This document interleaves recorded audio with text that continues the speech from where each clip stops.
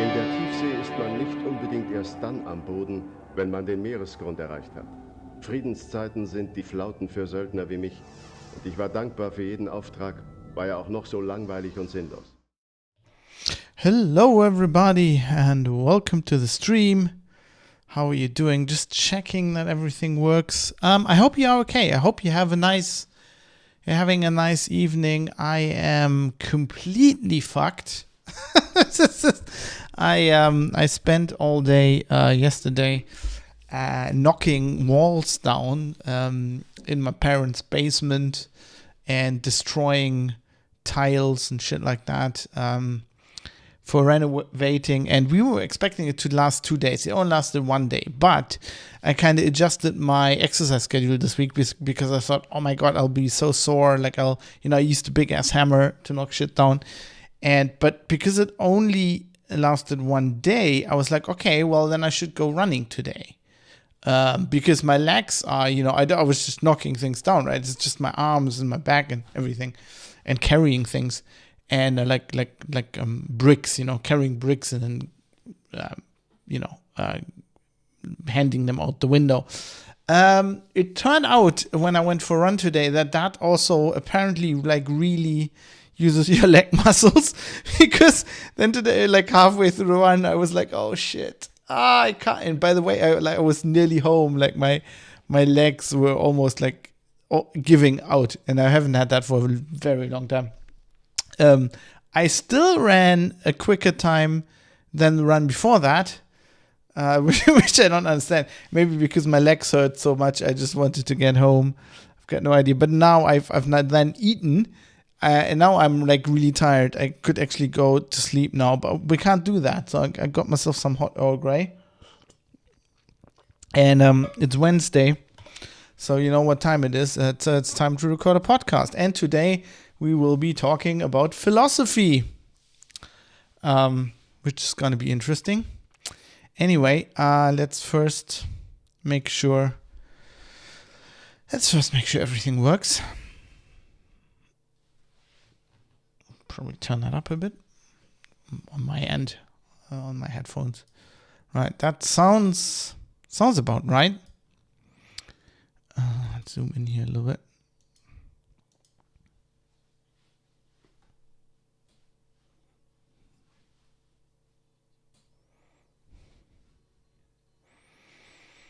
Okay, I think that works. I think I can start recording now. As you know, usual podcast ground rules apply. Oh, ha. I haven't started the bot. Well, well, in that case, it hardly can work, can it? Let's see. That's better. All right. Right.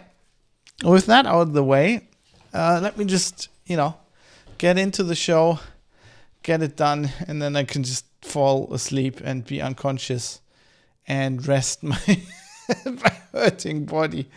Oh man, I know I did that to myself. I can't really complain, but still. Okay, let's get into this. Let's see if I've forgotten since last week again how to do this. So here we go.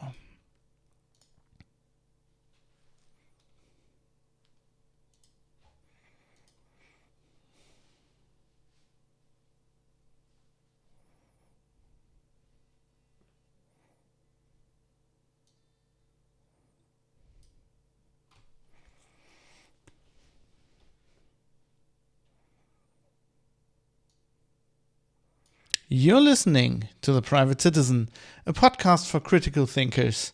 This is episode 128 for Wednesday, the 19th of October, 2022.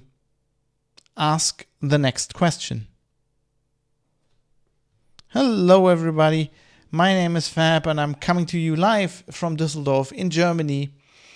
And today, well, indeed, this is a podcast for critical thinkers because today, tonight, whatever time it is for you when you listen to this, we are going to talk about critical thinking and a little bit about philosophy. I've had this episode. It's one of the episodes I had on the list to do for a little while, ever since I learned about Theodore Sturgeon. And, well, I knew Theodore Sturgeon, but I'd never heard of Ask the Next Question, which is apparently was one of his big things.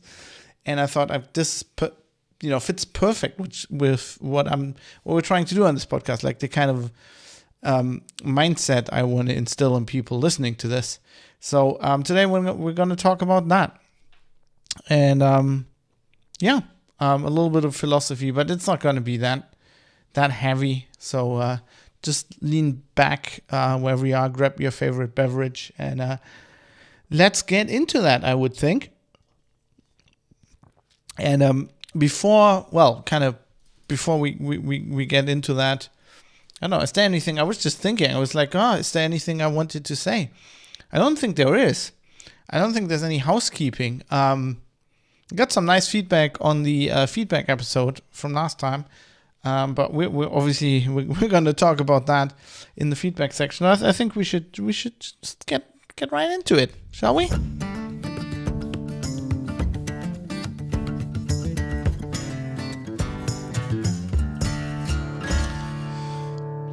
So let's talk about Ask the Next Question, and which is kind of Theodore Sturgeon's theory about critical thinking. Now, if you don't know who Theodore Sturgeon is, Theodore Sturgeon was born Edward Hamilton Waldo.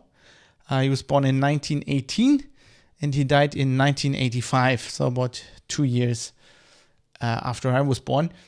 And I'd read some of his, I think a novel or two of his, and also some of his short stories. But he came up, so he was a science fiction writer, science fiction and fantasy writer, in the time where kind of science fiction was kind of an outgrowth of fantasy, or was kind of the same thing. Lots of the magazines at the time were science fiction and fantasy magazines, which I think kind of makes sense. I think this kind of differentiation that you have today between science fiction and fantasy is largely very artificial, depending on what kind of science fiction or kind of fantasy you're talking about. A lot of fantasy is almost science fiction, or it has science fiction elements, and the other way around. I mean, Star Wars is a very good example, because Star Wars is essentially a fantasy story, but it has a lot of science fiction trappings, like spaceships, and but it doesn't have the hard science element, of course. But anyway, so Theodore Sturgeon, he was a science fiction and fantasy writer, and also a critic of mostly science fiction. And he came up with this idea that he called Ask the Next Question, and he came up with a logo for it as well, which is kind of a Q, a capital Q, with like an arrow pointing to the right that goes through the Q, which is then Q stands for the question, and he incorporated that into his signature, and he also had some jewelry, like some necklace that he wore that had like that symbol, as a kind of a medallion. Now, some people might have heard of the Theodore Sturgeon Award. So there's a science fiction award that bears his name that also has this logo. It's kind of like the trophy for it, has like this Q with the arrow on top. Now, if you're not familiar with Theodore Sturgeon, just introduce him quickly. He wrote 11 novels, most of that, I think, in the 50s and 60s. And then also about 120 short stories, which were published in lots of magazines at the time, like, was it Amazing Stories and stuff like that. And he also wrote about 400 reviews of science fiction stories and novels. And also, this is close to my heart because obviously I'm a huge Star Trek fan. He also did some very groundbreaking work on Star Trek, the original series. So quoting from Wikipedia here, Sturgeon wrote the screenplays for the Star Trek the original series episodes Shore Leave, 1966, and Amok Time, 1967. The latter featured the first appearance of Pon farr, the Vulcan mating ritual, the sentence "Live long and prosper," and the Vulcan hand symbol. Sturgeon also wrote several Star Trek scripts that were never produced. One of these first introduced the Prime Directive. So this guy is responsible for Ponfar, the Vulcan salute, and the Vulcan greeting, and also the Prime Directive. So he's like single-handedly responsible for some of like the biggest, one could say, memes, or like the biggest building blocks of what is considered traditional Star Trek. I mean, of course, Live Long and Prosper and the Vulcan salute are, basically branding almost. They're legendary. But to me, as a Star Trek fan, the Prime Directive obviously is hugely important, because I'm a fan of like the latter Star Trek that Sturgeon wasn't involved in. But we're starting with TNG. The Prime Directive became a first an integral to what Starfleet is. So the ideals that the Federation aspired to, a lot of that actually grew out of the Prime Directive, and I think that is very interesting. Astro C says Vulcan salute is stolen from the Jews. The Hansen, well, I wouldn't say stolen. Like anything in culture, it was maybe misappropriated, but of course it is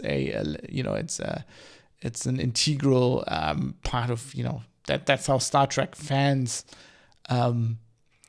greet each other, and it's just an iconic thing. I mean, like anything else, that is like saying the military salute was stolen from the Knights. That evolved from when they were dueling at the lists. They would, before they started riding at each other with the lance, they would just flip their visor open as a sign of respect, because you can't tell in the other guy's face, right? In the helmet, the full visor. So they would flip the visor up, and this kind of evolved into like the military, the salute. This is just how culture works, right? It's kind of like just a very quick side note that has nothing to do with the topic we're talking about today. But one of my pet peeves is just there's this whole idea of a trope, right? And there's like TV tropes, the website, and people these days think that trope is a negative thing, whereas when you study, so I studied English literature, right?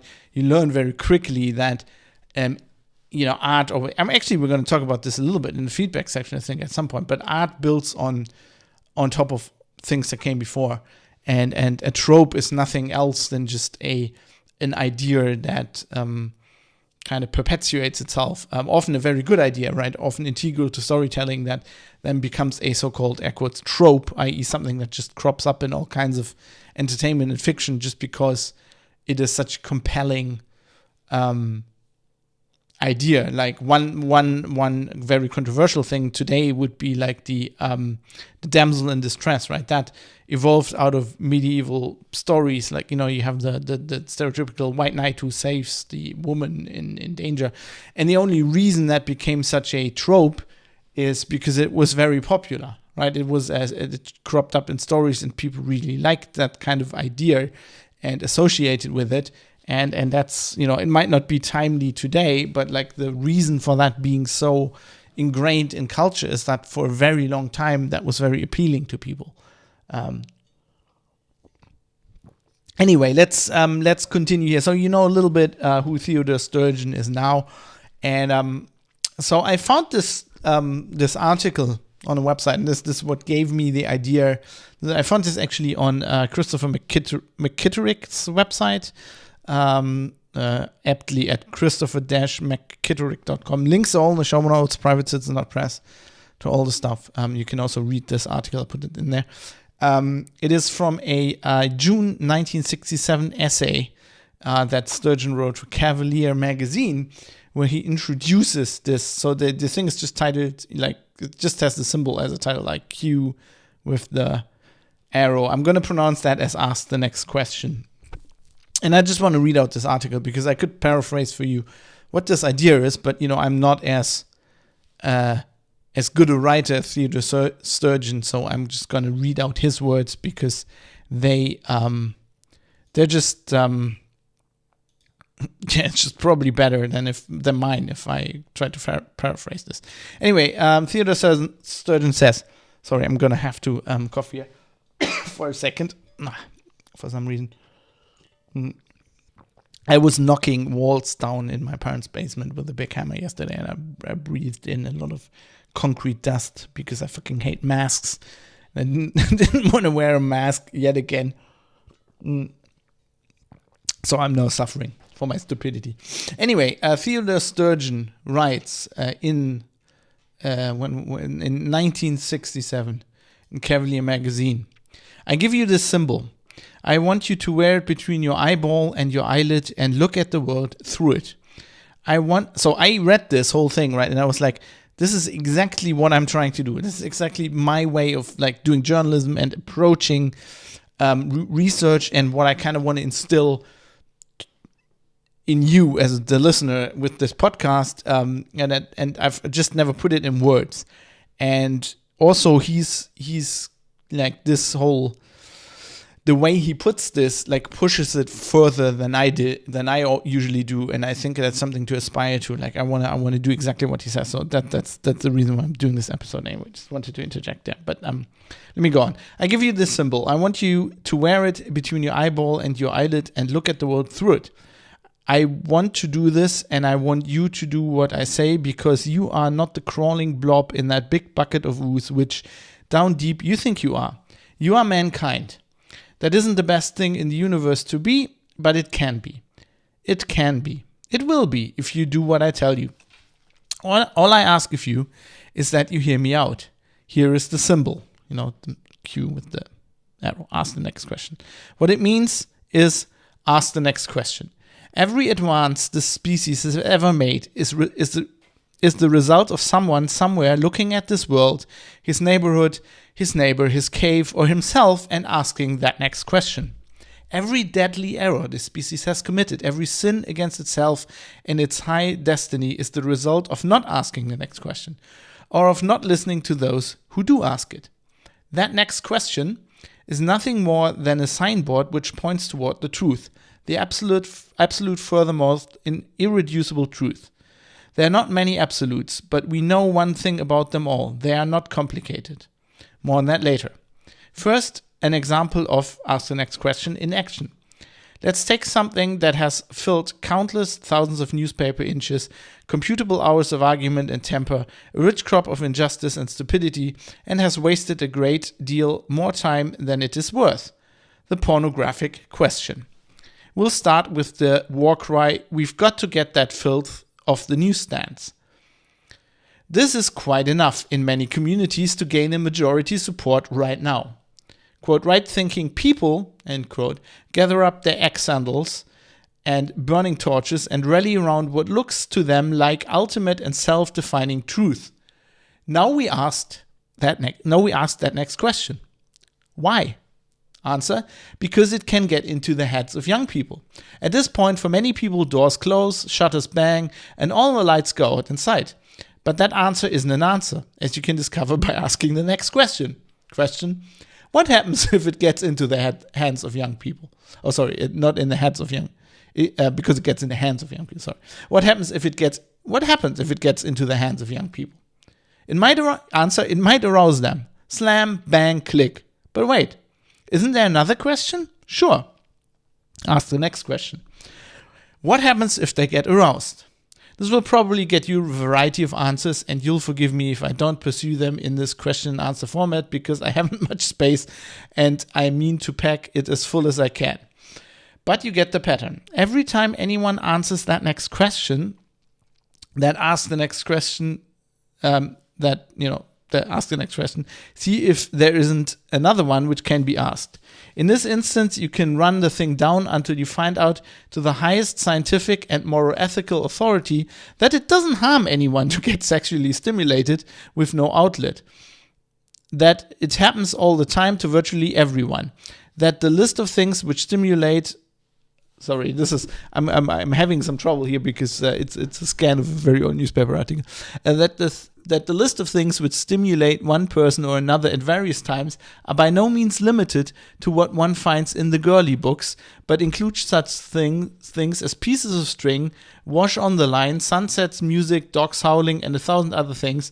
And if you got rid of all that filth, you'd find yourself in a desert or in a cell, where probably your imagination would do a whole heap worse than any professional pornographer. Further, that if the young person is stimulated to find an outlet, it is in a vast majority of cases masturbation, which does not make green hairs grow in the palm of your hands, which does not cause pimples, and in the case of hyperactive individuals, leaves them less likely to commit rape than more, especially if they are free of guilt about it. How do I know all this? By getting my question answered and by unfailingly asking one more. By unfailingly asking that one more. If you do the same, you'll find the references, the carefully performed and documented experiments, the careful analyses and cross-checked conclusions. Let me here caution you never to abandon the ask the next question technique when it leads to a conclusion you like. And this is actually very important. And this is something, I think everybody, even if you've like me, have tried to practice critical thinking your whole life, have done, right? You've stopped at the moment where you find the answer that satisfies you. So let me here caution you never to abandon the ask the next question technique when it leads to a conclusion you like. Ask that one more question again and ask it again, really.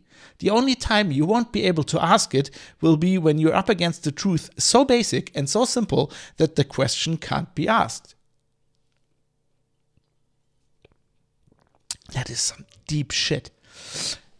And I've never had to answer, I've never had an answer that was that close to the truth. Not ever. But in looking for it, I've gotten rid of an awful lot of well-known facts that just ain't so. It makes you very light-hearted, very sure, and rather hard to hurt. Which I think that, to me, I can't talk about you, but to me that's something to aspire to, actually. It makes you very lighthearted, very sure, and rather hard to hurt.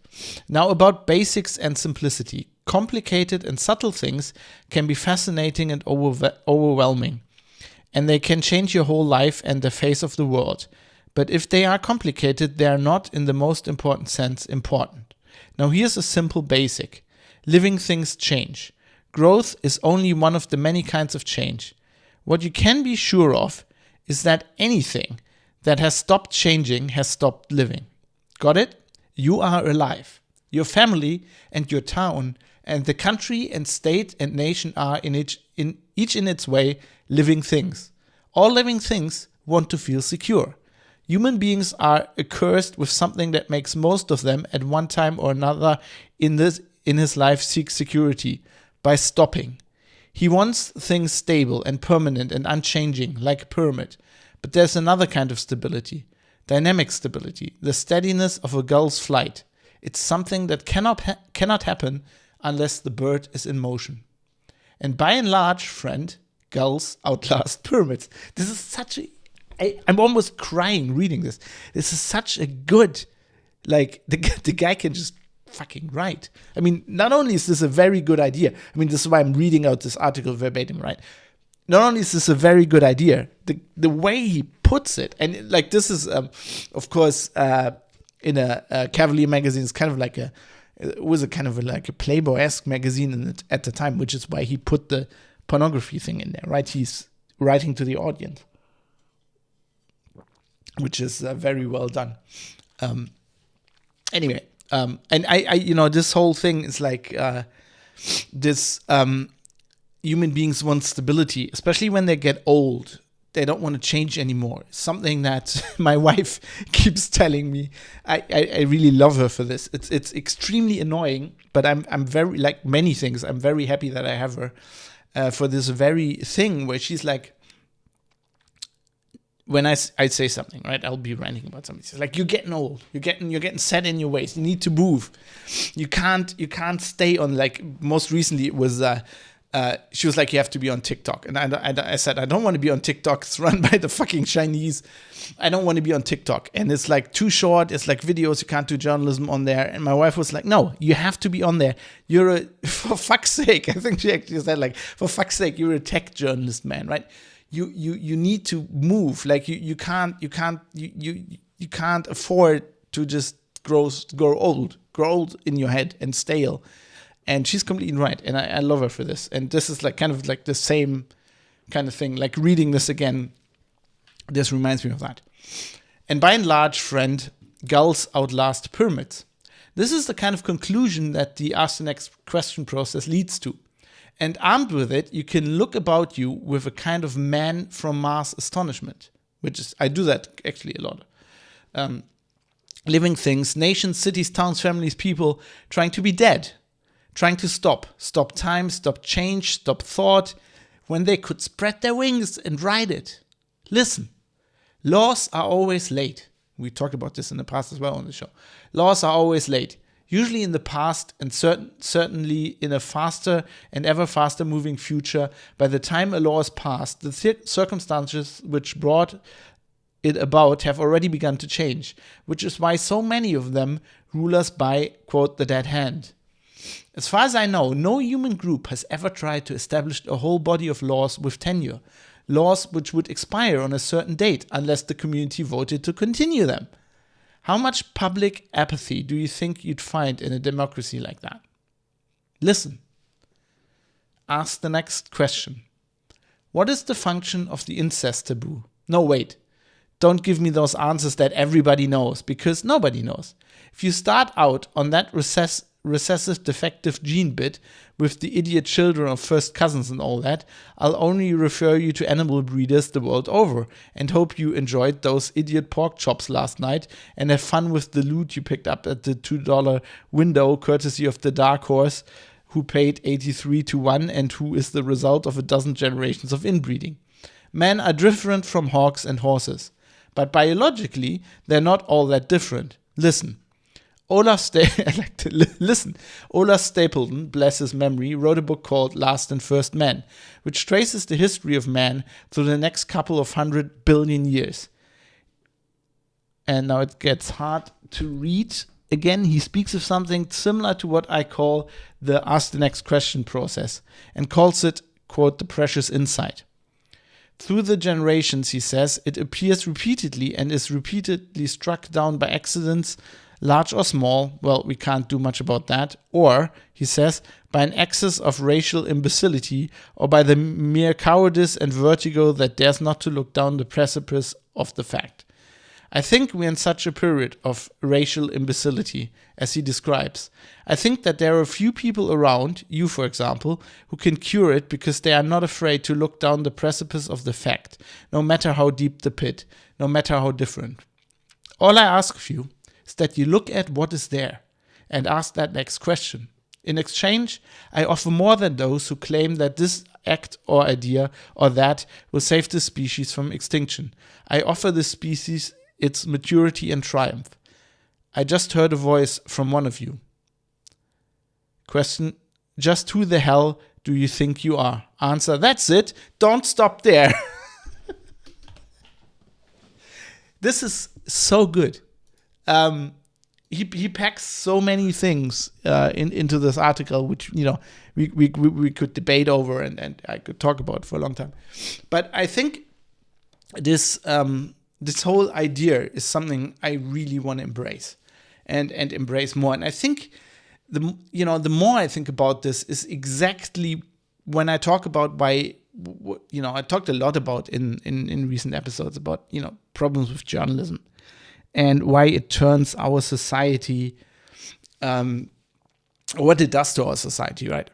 And I feel this is exactly the problem because journalists stop asking questions. The thing I always complain about, science says this, it's exactly this kind of thing. It is. It masquerades as scientific thought and as being progressive, but it's actually the opposite. It's stopping. It's like, so I I ask about like, are these measures that we put together in the pandemic, what we did, are those good? Are they justified? And people say, yeah, but like, science says this. Or should we continue to wear masks? Yeah, but this paper or this scientific consensus says this, and that is meant to kill the argument. That is meant to, for me, to not ask the next question, right? For the reader to go, okay, I'm satisfied with that. I'm not asking the next question. And the whole, like, the one of the things I looking back at it through this lens, that bothers me so much about the climate change debate is exactly this. There's like this huge impetus to just like stop already. There's literally articles that are like, stop already. We know that climate change is this, and we know that we need this solution, right? We need to stop using fossil fuels. We need electric cars, whatever it is. But to me, like, my approach to this topic, for taking climate change as an example, has been an approach of always asking the next question, right? For a long time, I wasn't convinced that climate change is man-made, and I'm not even completely there yet. I'm convinced that it is happening, and that it is, I think it's safe to assume that it's man-made, but I'm not, like, nobody has ever asked me, like, the last question I asked, like, I went my way along, like, okay, so we're thinking it's CO2, right? So is CO2 has it actually risen in the last 50 years so much? And then, I looked into the data, I was like, yeah, this is probably looks solid, right? I still don't want to compare that to the data from 200 years ago, because that's a completely different databases. But there's like, from the 60s, there's a stable, like, from one source, dependable database, like, why can't I think of the word, collection of data that would suggest this, right? And then my next question was, okay, so what does that do? And then everyone says, yeah, well, it's CO2 and it creates greenhouse gases. And I was like, okay, so how does the greenhouse effect actually work? And this is where I'm stuck at the moment, because I can't, and I've mentioned this before, I've actually looked into this, I've wasted days on this, and I can't, like, it was explained to me in, like, high school how the greenhouse effect works. And I know that explanation, and it's kind of the level of explanation that you find everywhere. And then there's, like, a very specific chemical explanation that I don't understand, because I'm not a chemist, but I can kind of read with my, as a journalist, you kind of trained to, like, read things that you don't really qualify to understand, but you apply a somewhat scientific mindset, and then you can work yourself, if you're relatively intelligent, you can, as I hope I am, you can work yourself into almost any topic. And I kind of it makes sense. And then for me, the next question is, okay, so we know CO2, man has made CO2 rise. We kind of know what CO2 does, like, in a greenhouse gases do in a laboratory environment. What can happen? Now, how does this work for the whole planet, right? And at that point, nobody has answered that question yet, to me, satisfactorily. It's always like, yeah, we'll have some computer. They always go like, we have computer simulations. And then I always zone out, because I'm like, that's not scientific proof, right? I know how computer simulations work.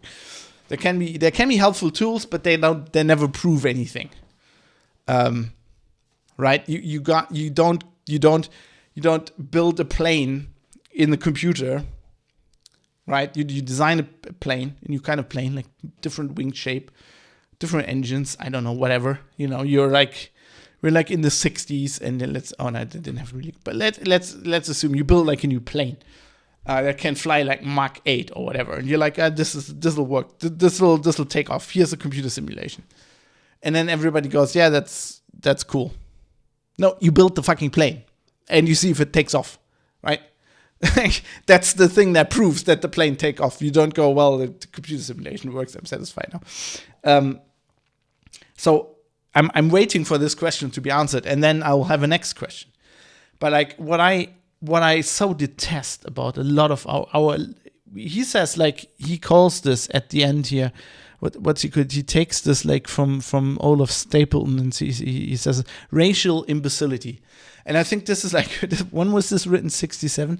I think this was like incredibly far-sighted, because like it's gotten so much worse. Our whole society is based on preventing people from asking that next question. We have amazing tools. We have like the internet. We have access to literally all the knowledge of mankind and everything everybody ever wants to say to anybody else on TikTok or Twitch or Twitter or Facebook or Instagram or via email in a forum, whatever, right? We have unprecedented amounts of information, of ability to communicate, of storage and retrieval of knowledge. And what do we use this for? We don't even discuss things. Like, we just shout at each other. We just segregate ourselves in the different camps. And there's the camp that says, climate change isn't real. And there's the camp that says, we need to fucking Extinction Rebellion. We need to burn everything down. We're all gonna die, right? So at the point that, like, if you think that further through, and I'm go like, okay, now somebody explain to me how greenhouse, that's changing the planet. And then we arrive at the point where we say, okay, temperatures are going to rise 10 degrees over the next 100 years. That would be the point where I ask the next question, what does that mean?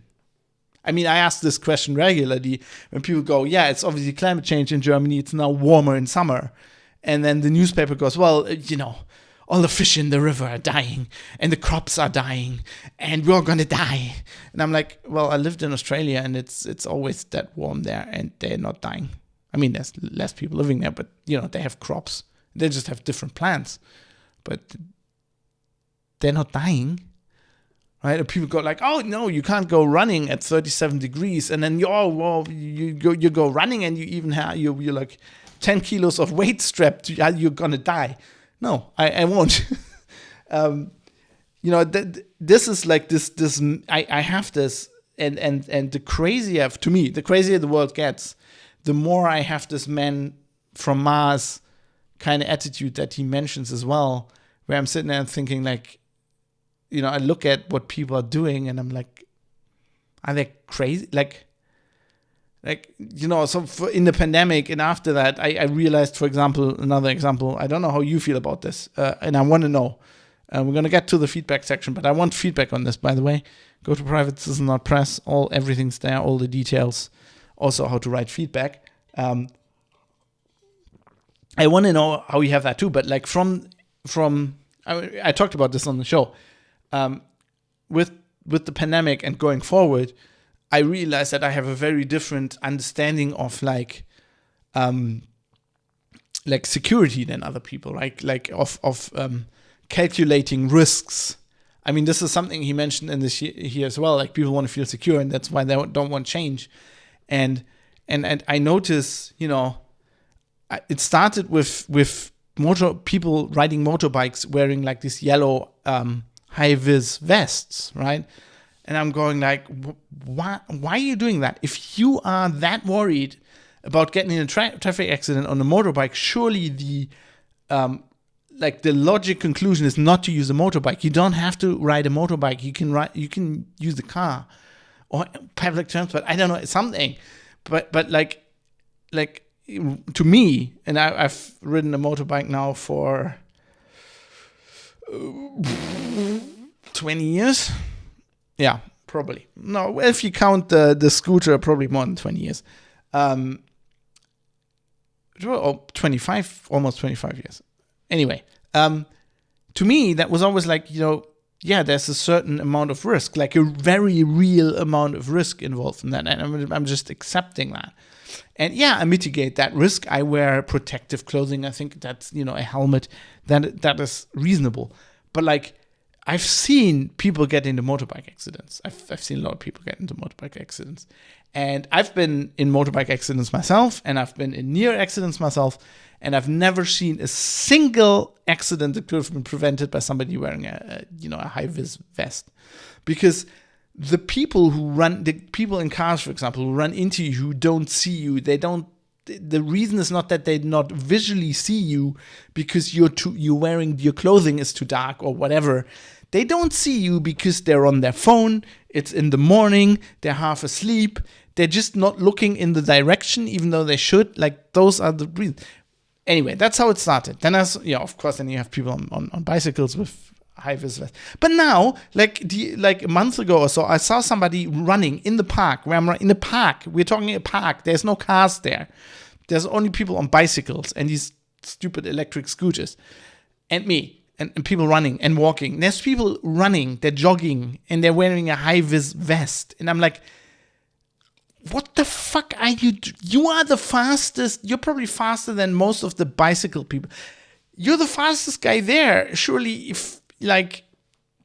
surely you're the one who would just I don't. What do they think? Do they think a bicycle is coming towards them, doesn't see them, and run them over you? They can just jump to the side. They're seeing I see the fucking bicycle. I mean, I've been in near collisions with bicyclists in the park because they don't realize how fast. I've actually been in collisions with with people walking because they're trying to get out of the way or they're not getting out of the way, and I'm just running into them. But even then, you're not dying. Why are you wearing a high-vis vest when you're running? What is happening in those people's brains, right? So, and they're not asking the next question. The next question is, why are you wearing this vest? And then they're like, well, so people can see me. And then I'm like, what happens if they see you? Well, they won't run into you. And I'm like, but surely, I don't know. Surely that's not the reason they run into you is not because they don't see you. It's probably because they're not paying attention or they just don't give a shit. I've been nearly run over by people on bicycles a lot of the time because they just don't give a shit. Because they're assholes. Because a lot of bicyclists are fucking assholes. They also always have their lights. And there's another pet peeve of mine. That it's dark, I'm running in the dark, and they have a bicycle light that shines directly into your eyes instead of on the road as it should be, as you learn in fucking primary school when you get on your bicycle the first time. They're just assholes. A high-vis vest is not going to rescue you from the assholes. It's going to make it easier for the assholes to hit you. Anyway, so I really like this approach, and I think it would be better for all of us if we just if journalists use this and would always ask the next question, their reporting would be so much better. I mean, we talked about so many stories, like the Drachenlord story, right? Where they just go, oh my God, this guy is being bullied, and that's where they stop, and they don't ask the next question, which would be why? Why is he bullied? Because he is an asshole and he's insulting people. And then the next question would be, well, what happens if he's an asshole? What happens when he insults people? Well, those people are offended. Well, what happens then? Well, they write under his videos. And what happens then? Well, he blocks them. And what happens then? They're still offended. And since he's an idiot and he put out his address on the internet, they just go to his house. And then what happens then? Well, they go, Rainer, would you please come out? We want to talk to you. And then he comes out of his house and just insults them in the worst way. What happens then? The situation if you keep asking that questions, basically the story you should write as a journalist develops itself for you, right? You get good reporting instead of just writing, oh, this guy's being bullied. The internet is evil. The real answer is, of course, yes, some people on the internet are fucking assholes and they are evil, but the people on the internet that are fucking assholes include the guy you said was just being bullied because he's a fucking asshole as well. And I think this is also what Sturgeon means. If you keep doing this, and I've noticed this even though I for years didn't know what Ask the Next Question was, but if you just generally apply critical thinking to things, you realize that things aren't as easy. They aren't as easy as the mainstream news tell you, right? So if you look at the situation in Ukraine, it's not just a crazy guy running a country and attacking another country just for no reason at all, just for being evil. There are other forces at play there. There were foreign policy blunders that the EU made, that NATO made. There was escalation that the United States purposely instigated. There were things the Ukrainians did, like getting rid of Russia in schools in areas where 80% of the people are speaking Russian. And the thing is, I'm not saying that, and people are always, you're excusing Putin. That's not the point. The point is, what Putin did can be wrong and can be horrible, and is wrong and is horrible and is absolutely appalling, but it's still not as clear cut. There are still other factors at work here. And this is the questions you have to keep asking. And that's the only way, as Sturgeon says, we never get to the truth, right? I always say this about journalism, and if you want to know more about this, read The Truth by Terry Pratchett. You never get to the truth. But your job as a journalist, and I think your job in these hard times as a private citizen who loves democracy and wants our way of life to not go down the shitter, is to get as far towards the truth as you can.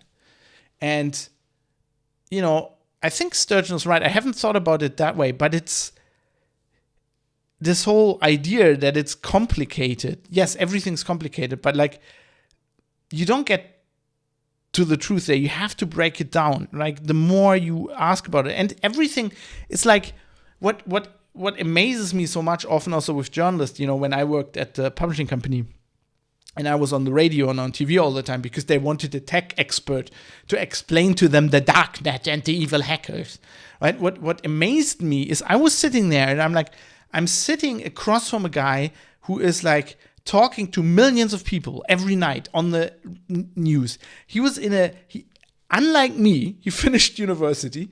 Unlike me, he learned what journalism is at university. He's got a university degree in journalism.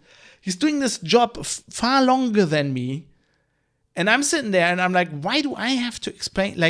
It's not like this is hard, right? It's not that complicated. To understand what the darknet is basically starts with asking the question what the darknet is. And then you realize, well, it's just basically the internet, except it's not indexed. Some of it is on Tor, and then you're like, what is Tor? And you go to Wikipedia. You don't have to be a fucking genius, or I didn't study IT. I never did anything with IT professionally before I became an IT journalist, right? But I was interested, and I'm I can read, and I'm not really dumb. So when I got interested in Linux, I started reading about it.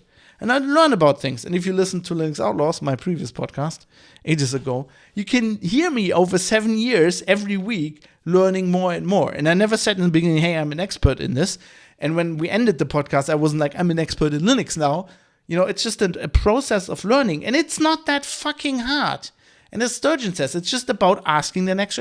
Just ask the next fucking question. Why do these people, and I'm not somebody's mainstream TV news guy, right? I'm not expecting him to become an expert in IT security, whatever. But if it's the third time you're asking somebody about what the darknet is, maybe just go to fucking Wikipedia and read about it for half an hour. it's not so fucking hard. It's not that hard.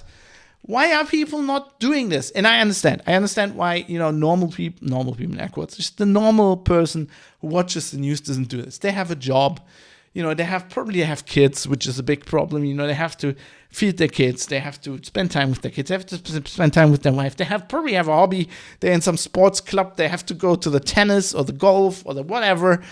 the Warhammer Club. They have so much shit on to do, and they just don't have any time. But if you're a journalist, it's your fucking job. It's your job. It's your fucking job to find out what you're talking about and then explaining it to the people.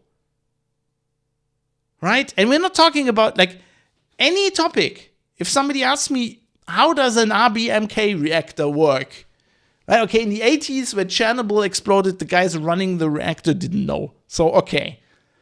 Kind of hard to figure that out back then, maybe. But today, right, you just go to Wikipedia or whatever and look at some references and read some articles. And then you know. Well, you know on a level that is enough to explain it to most people. It's not fucking, like, almost none of this is fucking rocket science. I admit there are always topics, everybody has this, I think, that, like, exceed what your brain is capable of. For me, that's math. You know, almost any topic, I can kind of sit down, I get a coffee or an Earl Grey, right? I sit down, I put on my comfortable pants, sit down in front of my computer. Maybe I have a little wanking session before that. You know, as Sturgeon said, never hurts to let out that, you know, the things, especially if you're a man, that kind of, you know, cloud your brain, and that's gone. And then you can just sit down and read, and then you figure something out. You know, whatever the questions, you have the internet, you can look it up. You figure it out. Like back in the day, you actually had to get a book from the fucking library, wait a few weeks, get the book from the library, and then read it, and that was harder. But today you can do that. But there are always some topics, I think, that are predisposed to fucking, you can't do that. For me, that's math. Like math, to me, I never got a grips with it in school. To me, math is just a construct some crazy people made up, and it kind of works.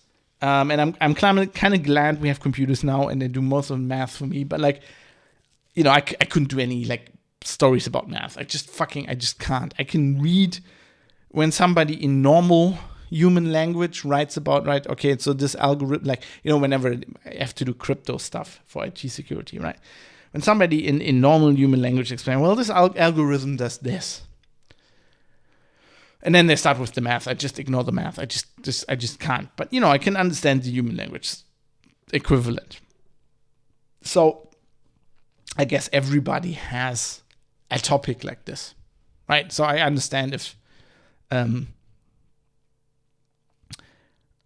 but and maybe now that I think about that, maybe that's also just laziness, right? Because I think the people that, you know, the journalists that does mainstream news that could just understand this very specific topic about IT security just doesn't want to, and they're just like, you know, like your parents. Oh, this is computers. I can't do computers, and that's what I was just doing about math. So maybe if I just put my brain to it, I probably could. I just don't want to. Maybe I should. It just makes my brain hurt. But maybe your brain has to hurt. So yeah, okay, maybe. Maybe that was a bad excuse. Ignore that. Next time I run into a math problem, I'm going to try. I swear to you, actually, I didn't make, this is not a scripted episode, right? I mean, I read out the Sturgeon thing verbatim because I want to read that out. But I'm just developing thoughts here, and that just basically occurred to me that was stupid for me. So, mea culpa. Ask the next question. Anyway, I think this is very helpful, and I want to adopt that, and maybe it'll become the motto of the podcast from now on. Ask the next question, and I want you, the listeners, to become producers, and you can do that, you know, by supporting the podcast monetarily. I'm going to talk about that in a little bit, but you can also write feedback. And what I want you to specifically do from now on is, if I talk about the topic, and this is going to happen a lot, and I didn't ask the next question, there's a next question that occurs to you, write in and tell me about it. I mean, you can preface it with Q, arrow, or however you want, or like, you didn't ask the next question here, and then ask me what the next question, or like put that next question, or maybe even the answer if it occurs to me, and then I can ask the next question. But I think we have to. I think that's also going to be a thing that like pushes the podcast forward,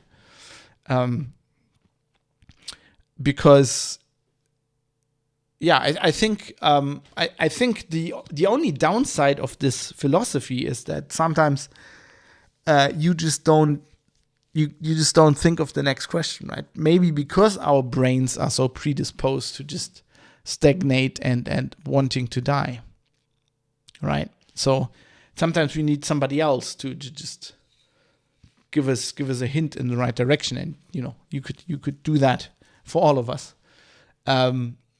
I also think this is something that is gonna keep you alive, like this process.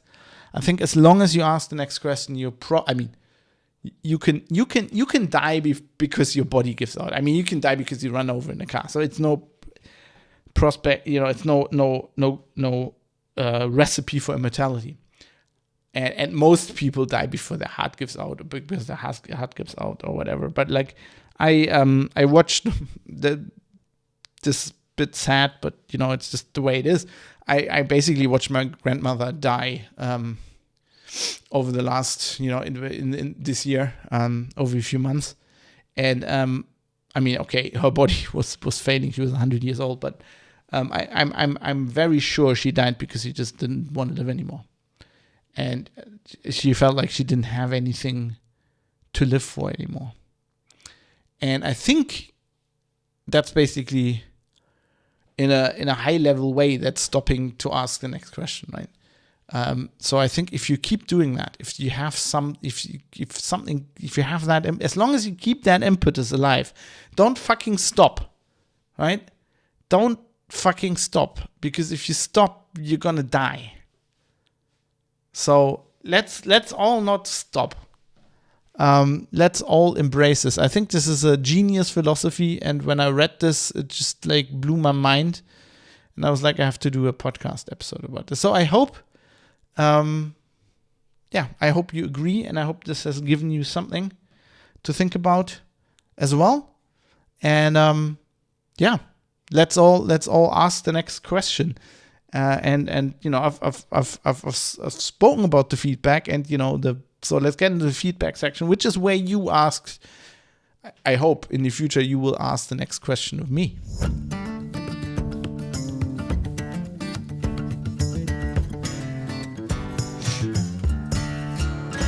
So we had in the previous episode, I did the whole episode with your producer feedback. Sorry, I'm bumping my Earl Grey into the microphone, which is probably not a very wise thing to do. So good, man. Earl Grey is great. Anyway, we had I had an episode with producer feedback, and I had some feedback on the feedback episode. And one important part was I read out some feedback by Basil, and I also asked a question of him. And he replied in a very detailed post on the forum, which I'm going to link, which is linked in the show notes at privatecitizen.press, which, if you're interested, please read in full. I've just picked out a few things, because a lot of the things that he said, I think, weren't directly relevant to what I said in the show, or aren't relevant to most listeners probably. So I kind of want to discuss the stuff that I find most relevant for the podcast. He also said I didn't have to mention all that on the show, so I think he's okay with this. So go to the forum. I encourage you to read his whole reply there, and you can reply to him on specific parts as well if you want to, or we can have a discussion. But here there are a few things, a few points that I want to reply to directly. So at first he was talking about I was talking in a bit of a tangent. I was replying to his feedback, and one thing led to the other. Anyway, I was talking about biological sex and gender, and Basil writes in his message, few, if any, trans people deny biological sex exists. Biological sex is, of course, more complicated than the binary, but it is also more complicated than intersex people or what can be seen in your pants. There is more to biological gender than sex organs and chromosomes. However, gender also exists in a completely separate domain. Okay, so I want to reply to this. I agree with you that most trans people don't deny biological sex. I think I've said that on the show because in contrast, the trans people I've met are very conscious about biological sex because, they have to, if you were born, biologically as a man and you have a penis and balls and, the chromosomes and the genetic makeup that begets the certain hormonal balance, right? And you want to change that because you feel like you feel like a woman, for example, and you want to become a woman. Then in some case you have, or some people want to have some significant operations and hormonal changes, and that means that you have to learn, especially like the hormonal stuff. You have to get into that and learn about that. So you can't really deny it. So I agree with you on that. But then he said biological sex is of course more complicated than the binary, which is true. The thing I pointed out that it's technically true, but like, for example, for humans, when you talk about 99.9% of the population, it is very binary. Biological sexes. There are edge cases, but there are edge cases. In the case of humans, there are species where it's much more complicated, especially with plants, for example. Plants. Once you get to the fungi, who the fuck knows? But Bazawell says, but it's also more complicated than intersex people or what can be seen in your pants. There's more to biological gender than sex organs and chromosomes. And I have to disagree with that, I think. Well, first off, there's no such thing as biological gender. I think there's something I have to explain here again, which is something people often deny, especially in certain Twitter bubbles. In biology, there's only sex.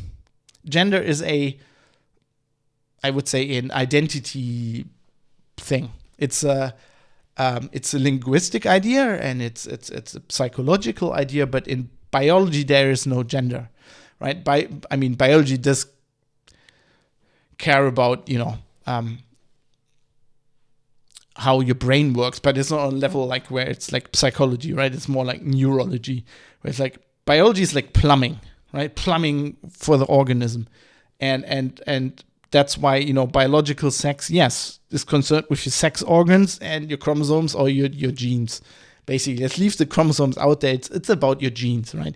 Your gene. If you're a human male, you have a different genetic makeup. Well, every human has a different genetic makeup than the other humans, but you are significantly different than a human female, right?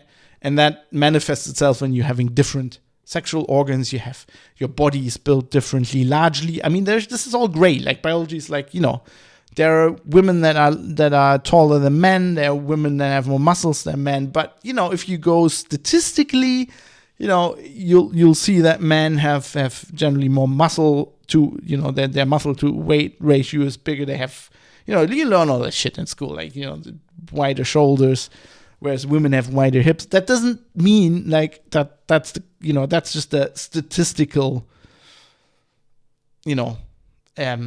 simplification of course the actual specific whatever case can be very different, and you can have, of course, there's people who have both sexual organs. There's people who have all kinds of chromosomes. There's people who have no sexual organs. Everything can happen. There's people with two heads, right?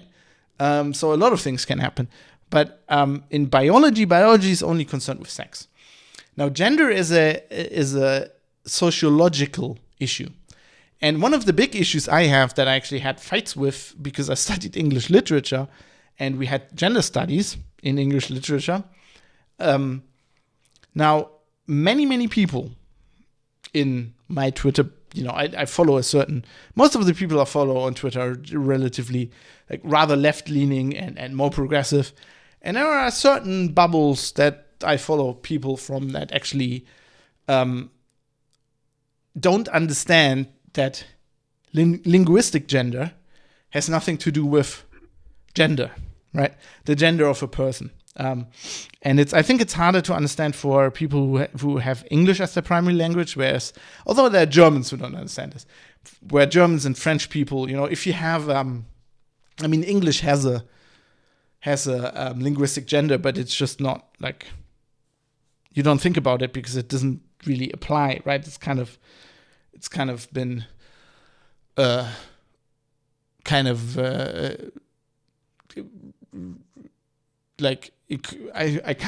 think of the word. It's been kind of like phased out of the language because it's just too cumbersome, right? So in German, for example, this is a very, very easy example. So in German, every noun, proper noun, is a proper noun? Anyway, every noun, it's linguistics in university. It's been a long time ago.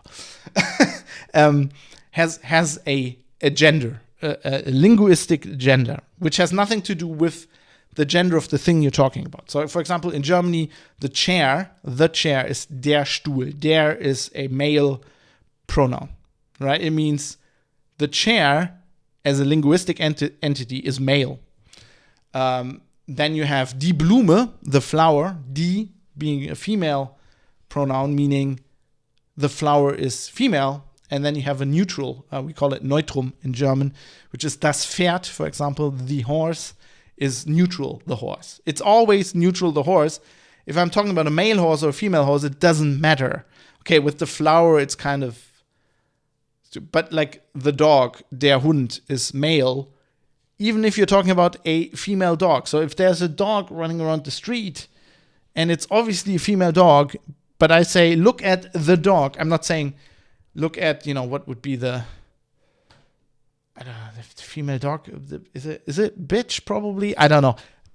If I say, look at the dog, I say, guck dir den Hund an. Den Hund, like male the dog.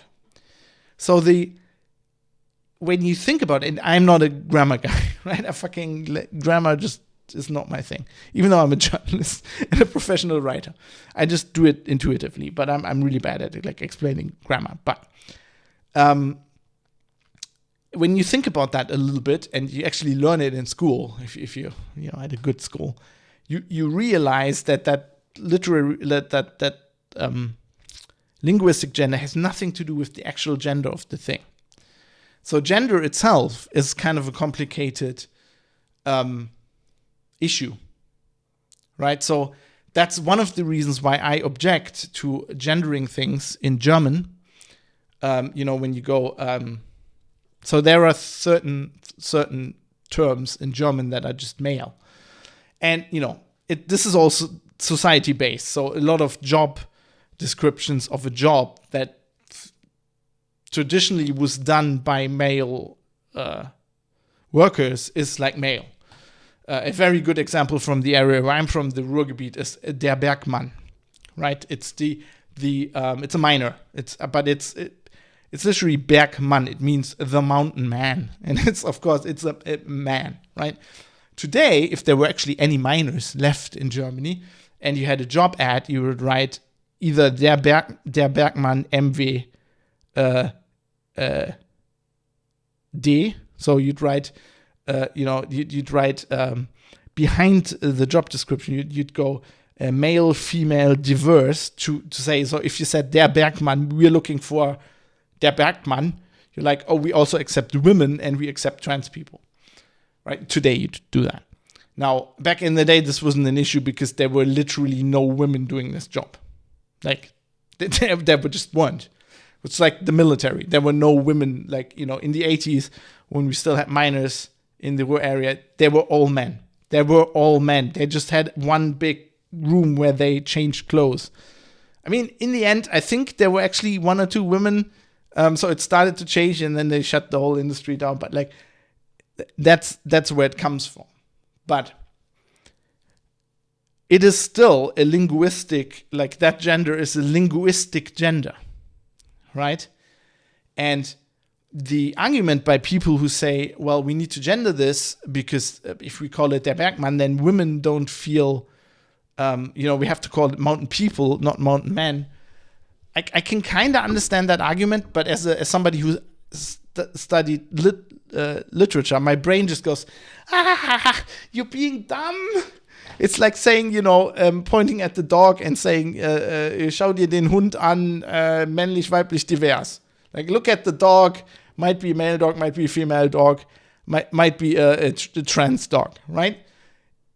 Anybody understands who speak the language that this is a linguistic device, that gender in that sentence I'm forming doesn't actually mean the gender of the dog.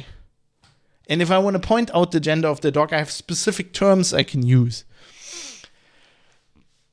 But yeah. But anyway, that's gender.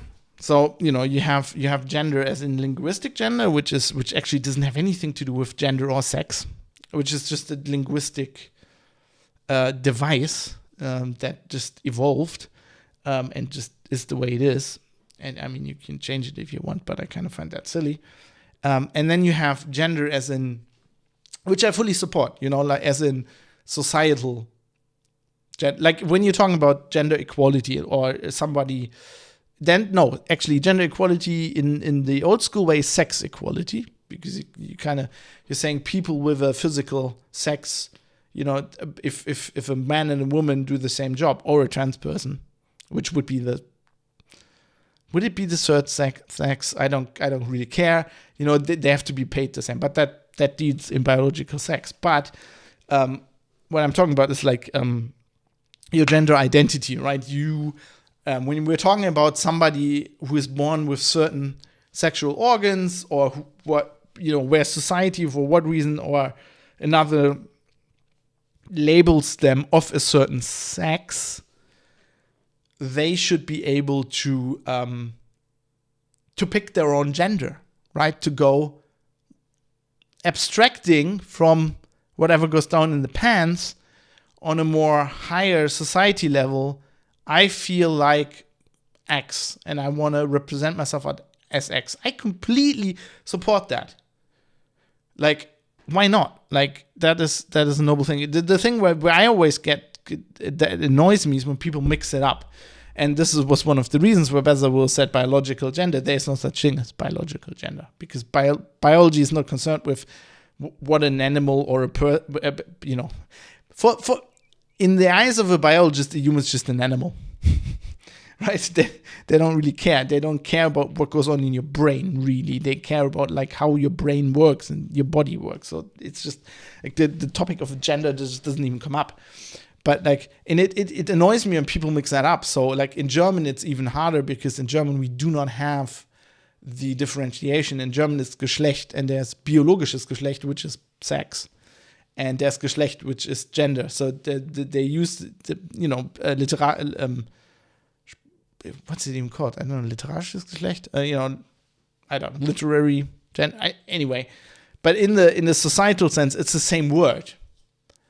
And one of the things is, in Germany you have ID cards, and in your ID card it says Geschlecht, which means sex, right? And then people go like, yeah, but you should have like a third, like you should have basically they want to change this label into gender. But the problem is that it's the same word in German, and they don't understand that when in your ID card it says Geschlecht, it actually means biological gender, right? Which is not about, like, my argument would be like, if you want to transcend that, and if you want to go from biological sex to a higher, more, enlightened view of people, and you want to go to gender, then just take that out of the ID card.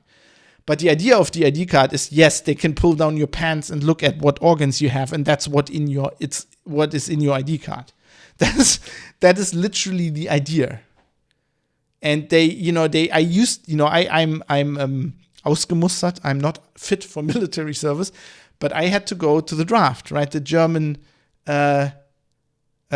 military compulsory military service, and they literally pull your pants down and fondle your man bits, right, to see if you're sick or whatever. But like, if they pull your pants down and you don't have a penis, they don't draft you. It doesn't matter what you like.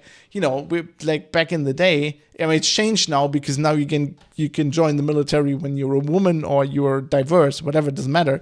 But back in the day, it's said in the law that you had to go to the military for a year of training if you were a man. And they meant sex. They meant biological sex. They meant we're pulling your pants down and we see if you have a penis, and if you don't have a penis, you don't have to go. That's literally where that idea comes from. And I'm all for people transcending this, wanting to transcend this totally. I don't want compulsory military service. And I don't want the ID card to say, hey, I have a penis or not. Who the fuck cares? Like, if we transcend that to a higher, kind of thinking where we're all, from sex to gender, where we're all what we want to be, all power to you. But you can't confuse both things. Like, you have to understand this. And you have to understand that biological gender, now I'm saying it too, fucking hell. Biological sex does exist and is hard to change. Or maybe, like, depending on how you define it, it's impossible to change. Like, if you define it by having certain chromosomes, then you can't change that. And I'm not getting into the chromosomes because I always mix that up. It's a embarrassment to my wife, who has a doctor in biology. If I try to explain chromosomes, I'm going to mess it up, and so I'm not going to do that. Yeah. So it's a complicated thing, and I'm all for transcending that, but I think people should understand. And also the other thing is, like, the thing you have to understand here is that there is a very definite reason why biological sex exists, which is millions of years of evolution. Humans are basically animals, and all animals and all plants and everything, down to a fucking virus, where it's debatable even if that's a living thing and not just like a hacked together collection of molecules that just multiplies.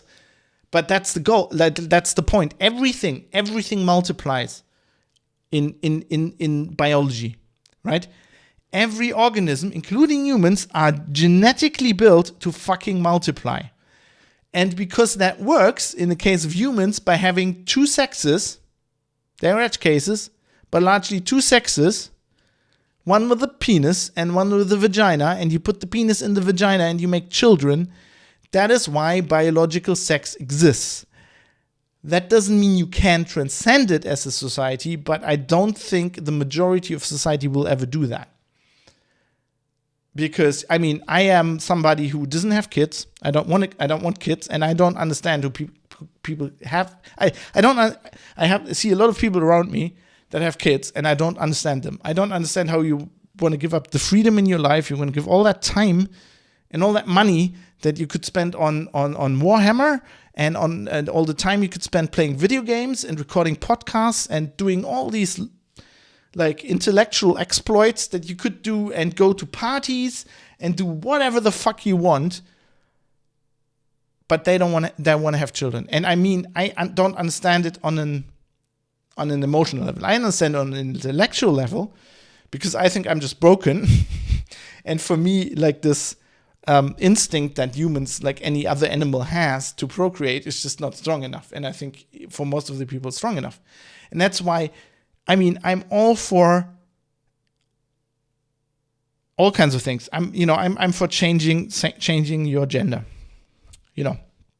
I'm for gay marriage. I'm for, like, women marrying women. I'm for man marrying man. I'm, like, totally open to having non-monogamous relationships. If, like, Expanse style. If 3 men and 5 women want to live together and they want to have James Holden as a child, more power to you. I am all for that. I don't care whatever people want to do in their private life. Let them fuck whoever they want. Like, I'm the most unconservative person when it comes to that. But still, I understand that is the majority. That's the minority, sorry. We need more Earl Grey to lubricate the voice, and now I'm out of Earl Grey, which is a shame. So I'm going to have to end this show. No, I'm all for that. I support that. I think, our society should do that to transcend. I think our society should transcend the idea that everybody needs to have children, right? And if you don't have children and you listen to this, you know exactly what I mean. You have all these friends and they all get kids, and you invariably, you're at a party, you're at evening, you're in a bar drinking with somebody, and they go, so when are you going to have children? And then you're going to try to explain to them that you don't want to have children. They look at you like you just had a stroke, or they had a stroke. I don't know. They're like, is this guy insane? Like, what the fuck? It doesn't even compute, right? And so I understand that. Even though I think we should transcend that as a society, I think we never will, because we're genetically designed to have pairings of men and women. Not monogamous. I don't think that's what we're genetically designed for. I think it's probably like, if you look at most other animals that are somewhat close to humans, it's usually almost all animals, just like males having sex with a lot of females, which, if you want to do that, more power to you. But, like, we're all designed to procreate. That's the thing. And like, if I'm all for like men loving men and living together for the rest of their lives. But if you're doing that, you have to realize that that's never becoming the norm. Right? I support that wholeheartedly, and I think society should, especially because you're not having annoying children. But like, it's our bodies and our whole like species is just like, I almost said race. Specifically species, is just designed to not do that. Anyway, that was only the first point from Baskerville. The second point, however, I will argue against something else you may have alluded to if I understood correctly. Quote, isn't everyone a little autistic? This is something that we hear frequently. Baskerville is autistic. While not neurotypicals and allistics, I learned today that allistics is people who are not autistic. So everybody else can experience some of the same difficulty as autistics and neurodivergent individuals. The difference is severity and pervasiveness. What makes me autistic, recognize disability, is that it affects my entire life in a way that makes my life. First of all, I didn't mean that. If I came across as isn't everyone a little autistic, that's not what I meant. I meant what I was talking about is that the spectrum of autism is so big that, as Baskerville also says, like, some of the stuff people that are not like medically autistic will have. Like, for example, I'm OCD. I have like these tics sometimes where I just for a long time I had to look at I was sitting in my room, like the door's closed, right? And I'm working, and I kept looking at the door for some, like, if the door's closed for some reason. It's just like this is how my brain works. It's just like a tic, which is like an OCD kind of thing. But I'm certainly not like, that's not a medical condition, because it's not as bad. Like, that's always, I think, when it comes to neurological disorders, the question, do you have, is it medically an illness, is always the question, does it interfere with your life? It's kind of like the clinical definition of being an alcoholic is, does it interfere with your life? It doesn't matter how much or how little alcohol you drink. If it impairs your ability to live your life as you would if you weren't drinking the alcohol, then you're medically an alcoholic. And yeah, I have even more issue with the term neurodivergent, because, what the fuck does that mean? Everybody's neurodivergent. We're all very, very different. Neurodivergent just means you're neurologically different. And I think everybody's neurologically different. This is also why I think the definition, the medical definition of autism, depends on like the context, right? There's probably people who have like an aspect of autism, but like in the way they live their life, it doesn't affect them at all or strongly, because they've incorporated in how their life works or whatever. And then there's other people who have that same problem, not as strong, but it like completely throws their life off balance because they're just a different person, then they would be medically autistic and the other person weren't.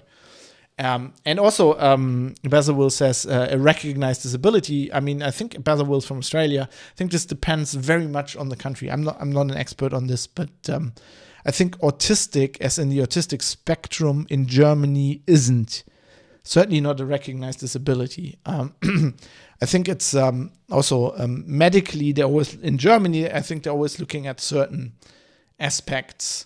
I think I know that, for example, ADHD is a recognized medical illness. It's not a disability, because in Germany, if you have a disability, then you get a disability card, right? Then you get the thing where you can park in special parking spots and stuff. And so the German definition of disability, I think it's very old school. It's very body, like outer body focused. But that's a discussion for another day. I just wanted to generally point out that I didn't mean that isn't everyone a bit autistic. I think generally, I think everybody's neurodivergent. I think we're all very, very, very different. What I kind of mostly, so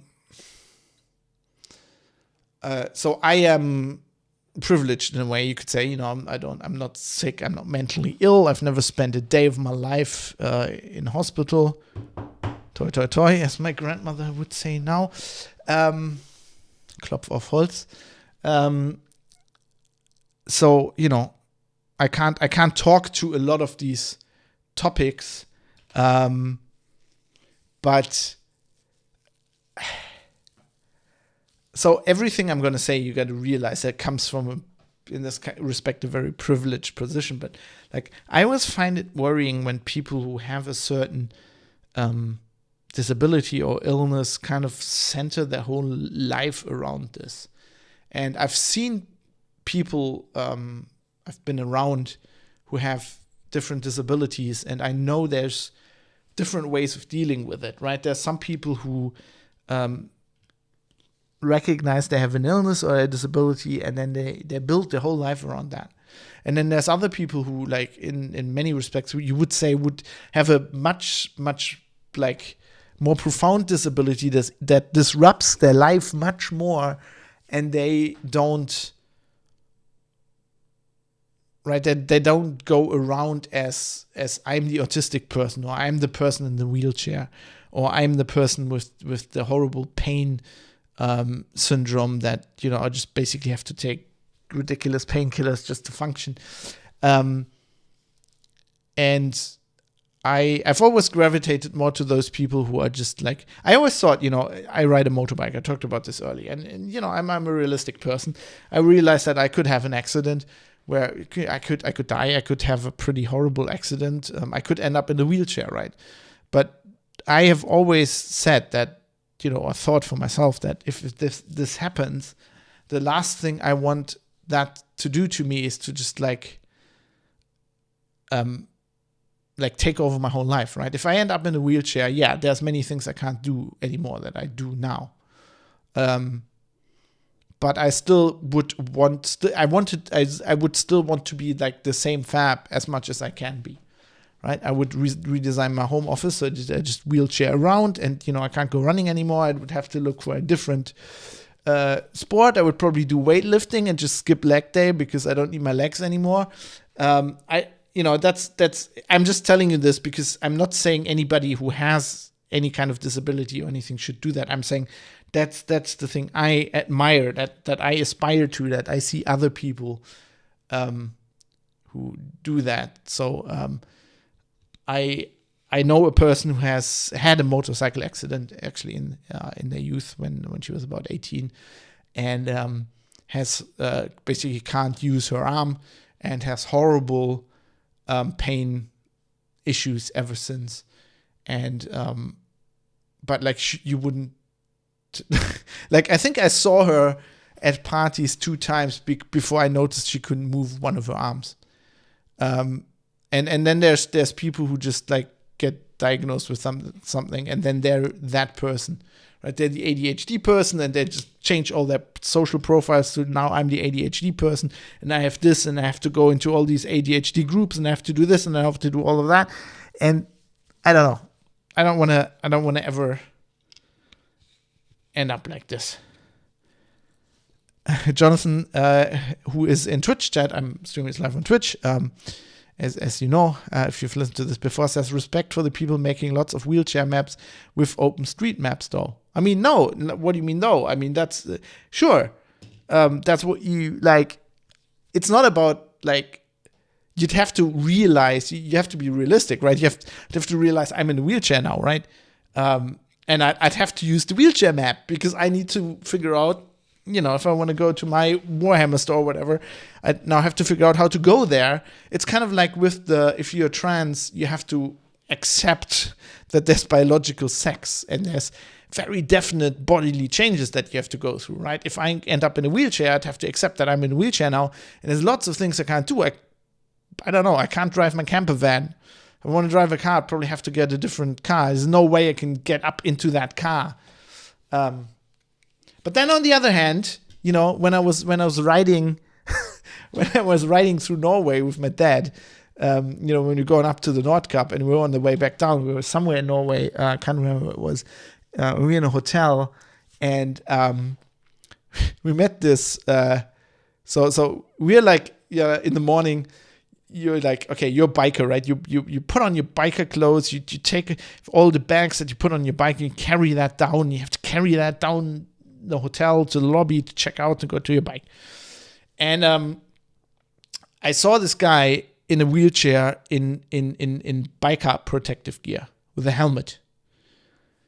And my brain I just saw him. I was carrying shit. I was like late. My dad was already in the lobby. I was like, my brain just didn't compute. It just didn't read. Like my brain was like, what? And just went, that can't be. And I went down. And then I talked to my dad. I don't know, we had to wait or whatever. And he's like, did you see the guy in the wheelchair? And then we met his friend. And then we got into talking. And they were just going up to the North Cape. So his friend had this like huge gold wing, I think, with a gold wing with a trailer. I think they were also camping. And he had like the camping shit. And the guy in the wheelchair had not a trike, like a traditional trike. I think it was one of the the new things where you have two wheels in the front and one wheel in the back. And we were talking to him, and I just assumed that his friend, he was, I mean, I'd seen the bike in the garage and it had some weird stuff in the back, but I didn't really realize. And I assumed that his friend was helping him on the bike, right? He was like, no. He just gets on the bike himself. I'm like, how does he do that? He had like a thing in the back where he put like the wheelchair at the side of the bike, right? He could just attach the wheelchair to the bike. I don't know. We didn't have time. We had to fucking leave. I would have loved just talking to him and seeing. I think he was back in the room or something. My dad had to go, but he always wants to leave early and shit. But I was like, I would have loved just like talking to him and maybe just seeing how he fucking gets on the bike. I was like, that is just fucking. You're like a biker, and then you have like 99.9% of all bikers have an accident, and then they can't move their legs anymore, and then that's that. And that guy went, no, fuck, I'm a biker. I'm gonna fucking figure this out.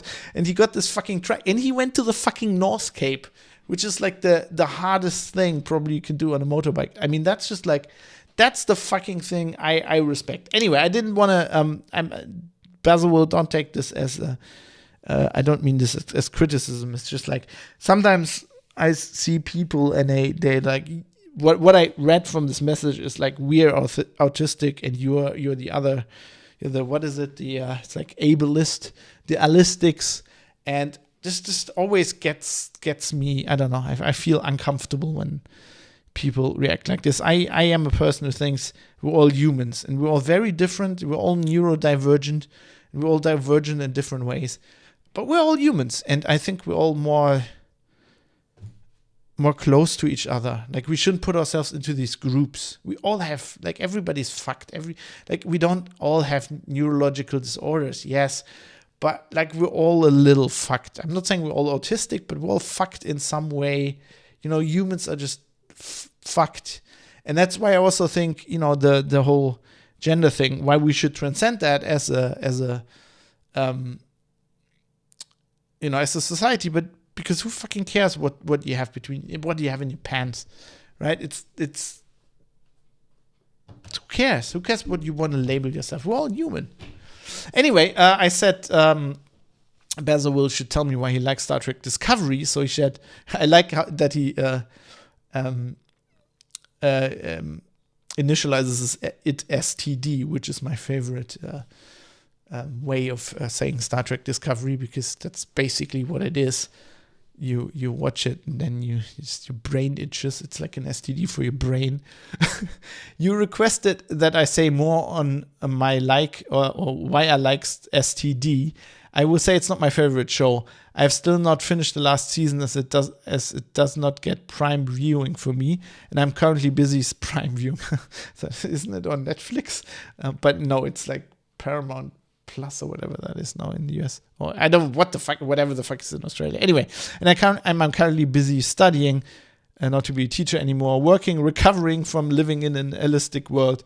I enjoy STD and I have not found anything objectionable in the content. Did raise an eyebrow to Michael's character at first, but then moved on. It has been, how can you? She's like front and center in every fucking episode. Has been a few weeks since I watched and sporadically at that, so I cannot say more. Perhaps if I did try to watch it all in one sitting, it may grate on me more, or I have more to say. Well, anyway, that's everybody has their own opinion. I just want to, one quick thing, Basil says, I have not found anything objectionable in the content. I have to say, that is just, for me, it's just a horrible show.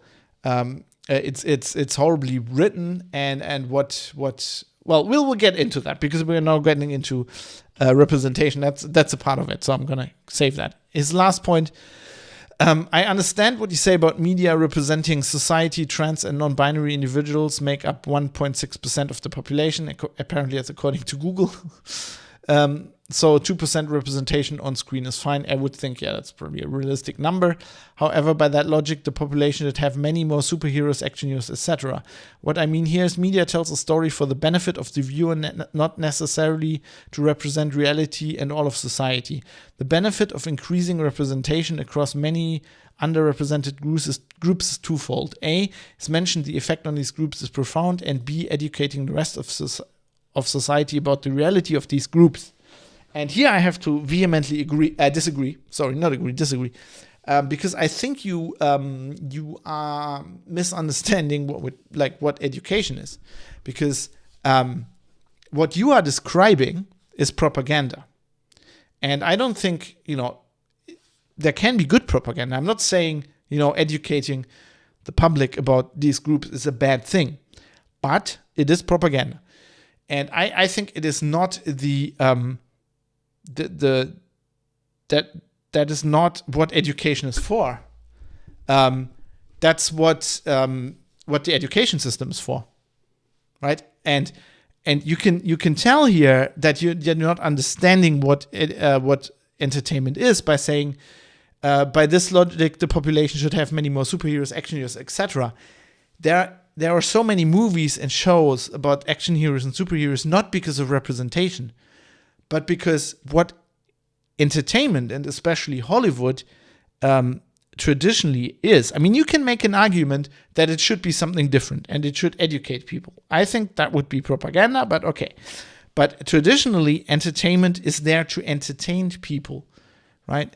There are so many superheroes in fiction, not because people want to see themselves, which is what representation is, right? I put a trans character in Star Trek Discovery, and then people who are trans go like, oh, this is representing me, right? But that's not how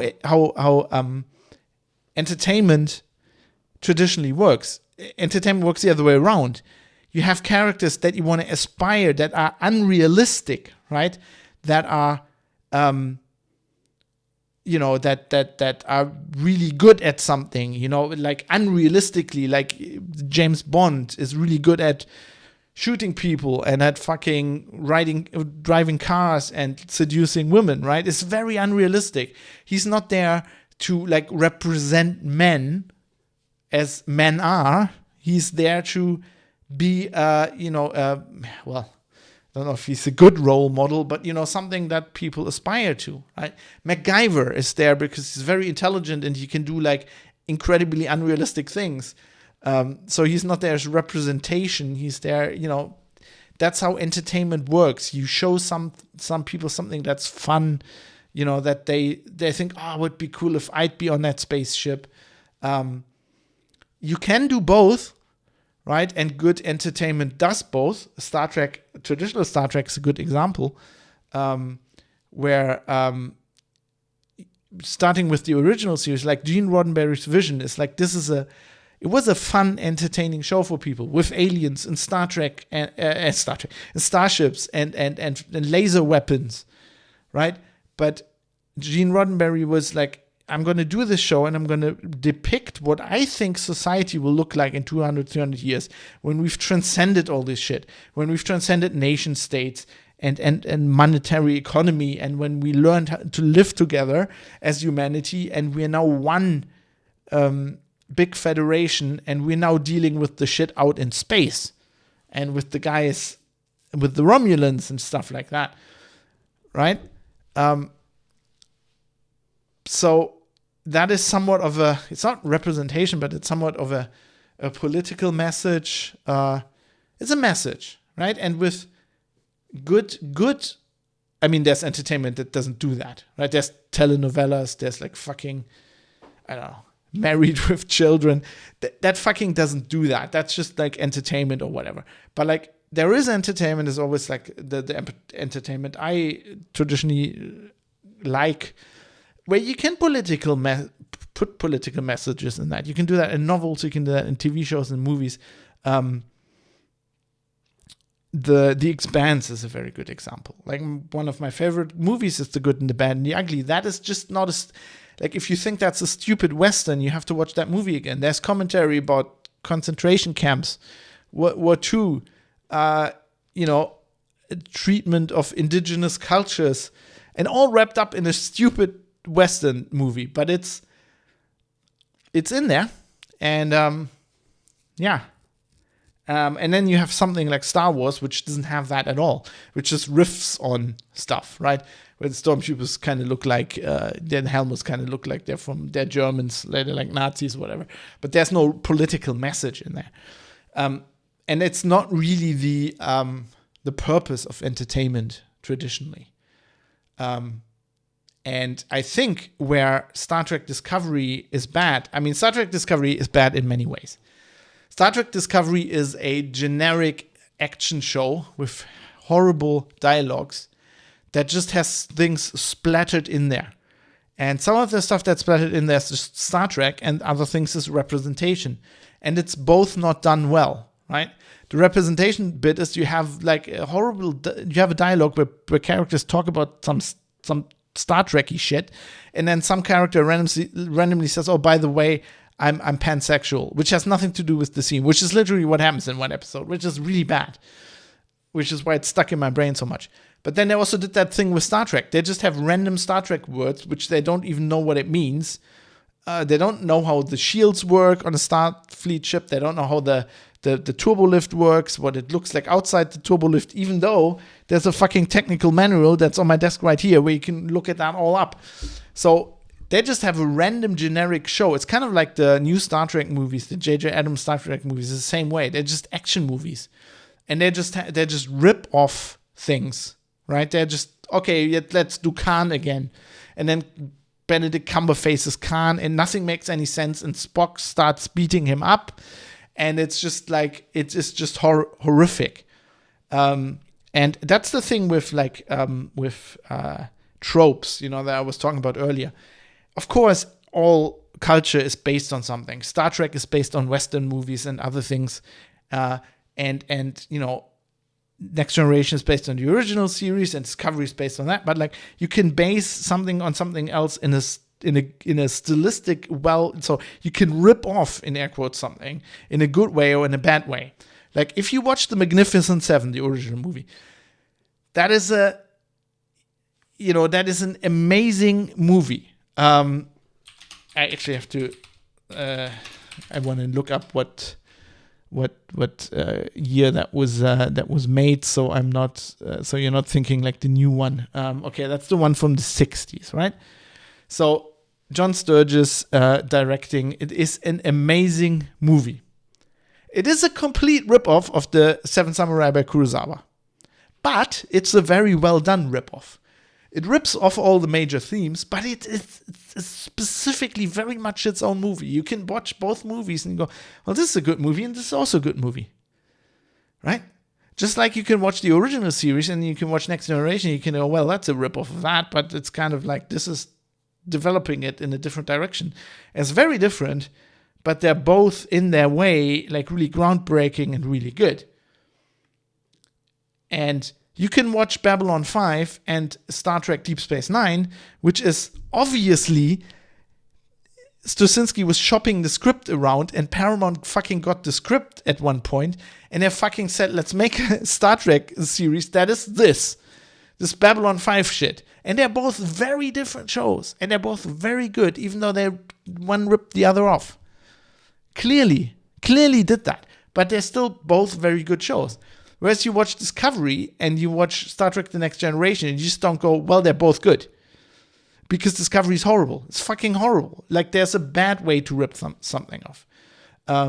Then you can take something really shit, like Battlestar Galactica, which was like kind of, Star Wars took off, let's make a TV show with some really questionable Mormon bullshit. And then you have the new Battlestar Galactica, which is a stroke of genius, right? Where Ronald D. Moore said, fuck, I couldn't do what I did on Voyager. Like, they didn't let me do it. Let's do that with Battlestar Galactica. And it's genius. Of course, it's all the same tropes. Actually, I wanted to mention this earlier. Like in English Lit, they call that a meme, like not the internet meme. Actually, I knew that word before I know that was also an internet thing. Like the actual thing, like I forgot who came up with it, but it was like a linguist, I think, or sociologist, maybe both. Is like a meme is like a gene, right? It's like the gene equivalent of an idea. It's kind of an idea that's in there and that develops, right? That develops art forms, right? So the Wehrmacht Nazi helmet in World War II is a meme in movies, right? It was in actual World War II movies, and then in stuff like Star Wars, like that general shape, and in lots of science fiction and other stuff, it symbolizes kind of evil. Or like the Pickelhaube World War I, something I noticed about the Rings of Power, which I recently watched and reviewed.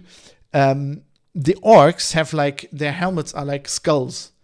And they have like this, lots of the orcs have like this fin on top. And it's like, this doesn't make any sense. That's not a skull. And then it just struck me. It's supposed to be Pickelhaube. It's like the German soldier, you know, that helmet with the spike? That is like German World War I soldier. Like the silhouette of that. It's kind of like it's a shorthand for evil, and that's a meme in the literary style. So you have that everywhere, and a meme or a trope or whatever you want to call it in itself is not bad. It depends on how it's handled, and I feel like Discovery like ham-fists this. So I'm not against representation. I think, for example, The Expanse. For the most thing, did this very well. I think they overdid it on the TV show in later seasons, where like everybody was suddenly gay in a poly relationship. But like in the first seasons, they very like subtly they're just characters who are just in a poly relationship, right? There's like this, isn't it drummer? I think in the TV show she has like a wife and two husbands or something, right? And it's just there. It's like it's not mentioned. She's not like, hey, by the way, I'm polyamorous, or I'm like don't have a monogamistic relationship, right? Whatever. It's just there, and it's just like you pick it up, and then for somebody who's into that kind of thing, they're like, hey, that's cool.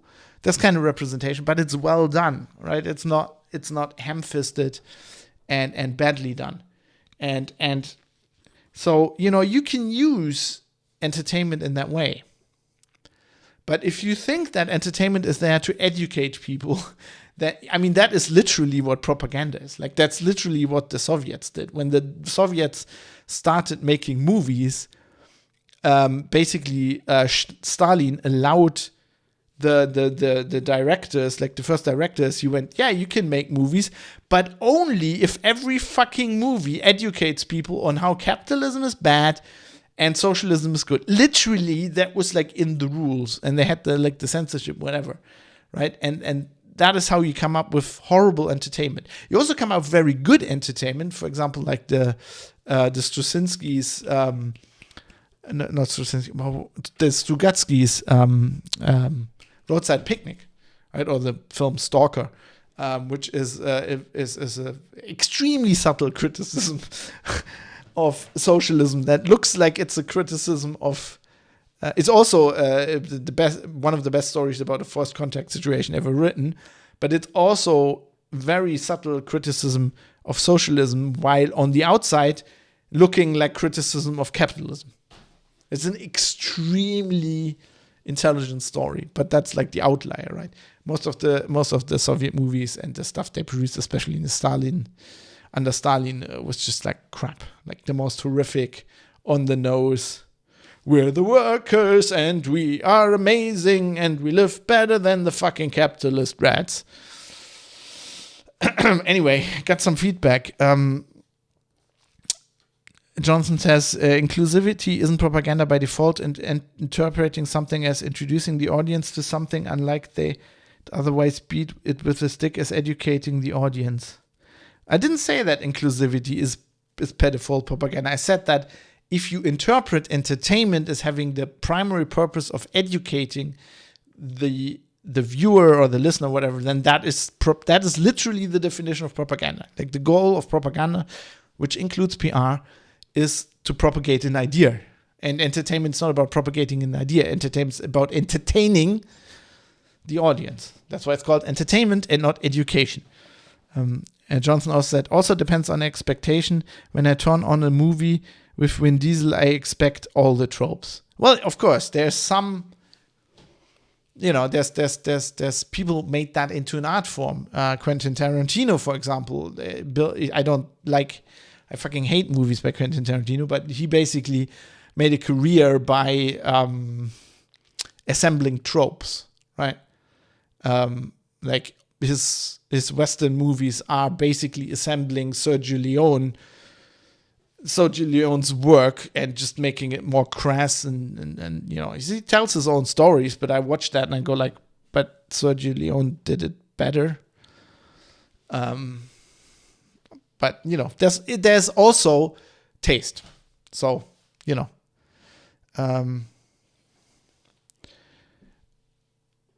okay. I'm just reading more comments here. Astro said 4D chess, like the Starship Trooper movie. Well, the Starship Trooper movie is based on the Heinlein story, and I mean, that is obvious. It's not really 4D chess. It's like a very obvious, it's an obvious political message wrapped very well into an entertaining novel. And the movie pulls it off pretty well, I think, as well. But like the novel is a work of art. You can take a political message and say, I'm going to produce entertainment around that.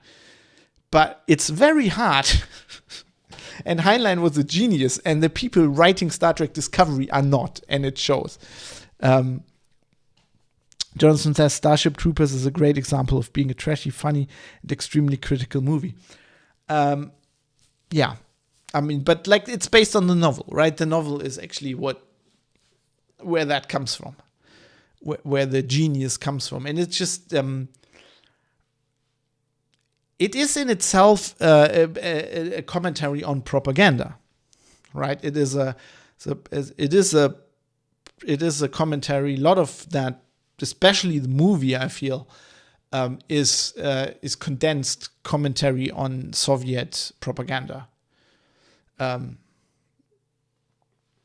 So yeah. Anyway, I hope Basil didn't. I hope Basil you don't take that as as criticism, I just wanted to pick out some points and clear up some things, and just basically use it as a jumping off point for my thoughts. Feel free to ask the next question on the forum if you want. Also, with respect on the previous episode, Necros commented, you mentioned that doing the same thing again and again, hoping for a different outcome, is a definition of insanity. He's actually a clinical psychologist, by the way. While it might be insane, in Drachenlord's case, I feel the urge to observe that it is actually the definition of training. And I have to point out, yes, you are somewhat right, but further thought. Let's substitute training for learning, which is, I think, what you mean. So the point here is doing the same thing again and again, yes, is training, but the thing you need to actually become good at something is observe what happens and then be ready to change. So if I learn to play the guitar, I make like lots of mistakes, and then I realize what the mistakes are. I work on these, right? Or if I learn like boxing, right? I make lots of mistakes. I get hit in the face. I learn what those are. I work on these, and then I improve. So the definition of insanity is like doing literally the thing I was talking about. I don't know who coined it. It's a famous thing to say. You do the exact same thing and expect a different outcome. Whereas training or learning is you do something and you adapt what you do in every case. You know, like even in something where you're weightlifting and you're literally doing the same thing, you have to adapt, right? You lift like your dumbbells, and then at some point it gets easier and easier and easier, and you will have to increase the weight to gain more muscles, right? And you'll have to listen to your body, not overdo it, right? Eat the right shit, all of that. The problem with people like Drachenlord is they literally do the exact same thing over and over again, and they don't adapt. And there's literally people telling them, dude, you're doing this wrong. I've been doing this for a long time. Do this, which is what a trainer does in every sport, or a teacher, or somebody who teaches you to play an instrument, right?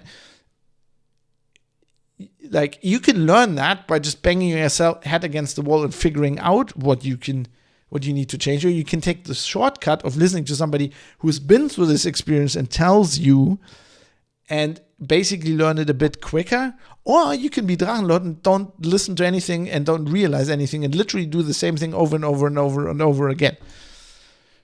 Right? He take the dumbbell with 5 kilos, and he just lift the dumbbell and then lift the dumbbell, gain a little bit of muscle, and then you just keep doing this for a year, and then be like, why are my muscles not growing? Like, dude, because you need to increase the weight at some point. Also, then has nothing to do with the last episode or any recent episodes. But I got a very interesting email from somebody who used to serve in the US military, and he's commenting on old episodes. So this is before the escalation in Ukraine in February, right? But I just want to read this out. I think it's very, very interesting. This person said, I mean, he's a guy. He was in the military. I mean, there's women in the US military, but there are more guys. I think I can say that this was a guy. I think. He didn't show me pictures. Didn't send me. Please don't send me any penis pictures. I'm not into that kind of thing. Anyway, he says, ironically, I think Trump was trying to get the EU to stand on its own by forcing European NATO countries, especially Germany, to increase their percentage of GDP expenditure on the cost of NATO. I don't think that there should be a single US soldier in Germany. I think we have them. If we have them, they should be in Poland. I knew several soldiers posted in Germany at multiple different places. It was the best place to get stationed. However, back in the 90s, they all expected that if war were to break out, they would die in the Fulda Gap, which was the plan. I mean, the soldiers in Germany are not enough to stop a war with Russia, but what they are is a message to Russia that if you invade Germany, you're going to kill American soldiers and therefore declare war on America and therefore get fucked in the end. I mean, that was the Cold War idea. The Cold War is over. Actually, I have to point out that, this is something I never really specifically thought about it that way. Yeah, that's a good way of putting it. I think, that's, good observation. Needless to say, I don't think that Russia is a reliable partner for anybody in Europe, so long as they're being led by a madman. Even if they're led by a totalitarian dictator who is at least consistent and sane, it would be okay. But I don't think the current situation works. You don't get to bomb apartment complexes and be considered someone you want to have business with. I wholeheartedly agree that all European nations need to increase defense spending and not rely on the US. However, we do have the world's most powerful military, which might be changing with China, but okay. Also, the EU needs to become a superpower in their own right, or they fall under the sway of superpower. I'll give you 3 to choose from: the United States, China, or whatever's left of Russia. Of those 3 superpowers, which would you prefer to be under the sway of? We're not perfect, we're pretty fucked up, but at least we align mostly with your ideas of free speech, freedom of the press, etc. Although things seem to be going to hell in a handbasket in that area. Exactly. That's my feedback about US troops in Germany. You guys have to put on your big boy pants, and I think you should get your own nukes. And I also think it would be cheaper if we moved our soldiers to Poland, probably. And it would be better for the economy to have the US pumping shit tons of money into their local economy, which is what happens when we come and stay for a visit. And wouldn't it be nice if all those weapons left in Afghanistan, remember that episode, were instead available for Ukraine? Yeah, wouldn't that be nice? But then you know, now you have a reason to build new ones, which is good for your economy. Anyway, a few commentaries on that. I think you are under the impression that many US people from the US, that Europe is somewhat of a, sovereign country, which it is not. It is an economic alliance, which is also a bit of a political alliance. It is more like NATO than a country. So yes, specific European states have always been under the sway of one superpower or the other. Traditionally, the Russians, and we in Germany, the US, or the west of Europe, the European countries under the US. Specifically to you saying Putin is a madman, I don't think he is a madman. I think he's a very calculating person. I am sure he's a sociopath, but I don't think he's a madman. Most people who run powerful states are not madmen. I don't think Trump was a madman. I don't think Hitler was a madman. I don't think Stalin was a madman. I think the time of you being actually mad and running a country ended like in the Middle Ages. Or probably the Rene. I mean, there's some czars that were, Kaiser Wilhelm II. There are some arguments that guy was pretty kooky, but I wouldn't say clinically madman. I think that's just simplifying it. That's like saying Hitler is a madman. That's just not asking the next question. What is if you isn't a madman? That's the question you should ask. And you don't get to bomb apartment complexes and be considered someone you want to have business with. I mean, we have business with the US. Obama fucking droned weddings. I'm pretty sure the US bombed some apartment complexes in fucking Vietnam. Or probably in the Kosovo in the 90s. I think you superpower, you bomb apartment complexes. That's what you do. And then if you're a smaller country, that you still have to have business. I also think the hit on, the pumping money in the economy, that's not what really happened with Germany after World War II. I think the economic boom we had in Germany was pretty much self-made, which, if you're an industrialist country with kind of, very work, how would you say that? Very disciplined and disciplined population, not averse to work, and then you destroy basically your whole country. That's very good for the economy, because then you have to rebuild it all, which is what basically happened in Germany, and which made the German economy such a powerhouse, in the 50s, 60s, and in the 60s and 70s. Because we still had all the know-how, right? We got everything fucking destroyed and taken from us, but everybody still knew how to build steelworks and fucking, build cars and make things happen. It's kind of like if you fucking destroyed lots of the infrastructure in the US now, you wouldn't forget, how to rebuild the military-industrial complex. Let's put it that way. Jonathan has another good observation in Twitch chat. Look, let's leave the dirty secrets in Abu Ghraib where they belong, right? I mean, that's the thing. I think you are, sovereign states are sovereign states, and the more power they have, the more horrible things they do.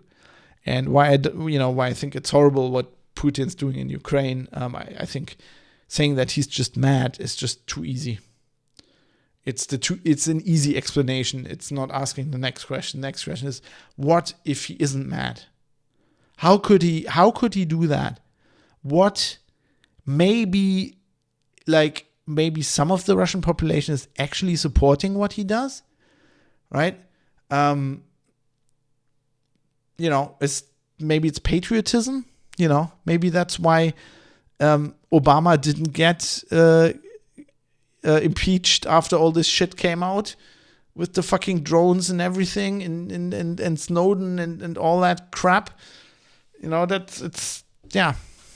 Ask the next question. It's hard. But I would, again, there's some commentary from me, which is my opinion, but, just thank you for that valuable insight.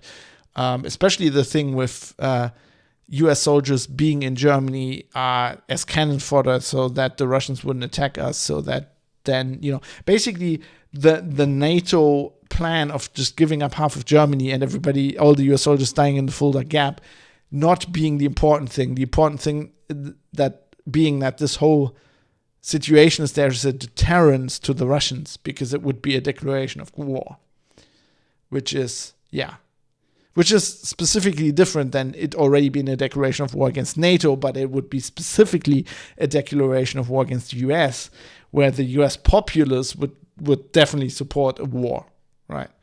I think that is very valuable insight. Anyway, I've been going on for way too long. Please, if you have any feedback on this, if you want to ask the next question, do so. Go to privatecitizen.press. Details on how to contact me are in the show notes. At the top, there's a contact link. And under the producer feedback section, there's also information for how to contact me. And let's tell you what else you can do for this podcast. And then let's get the hell out of here.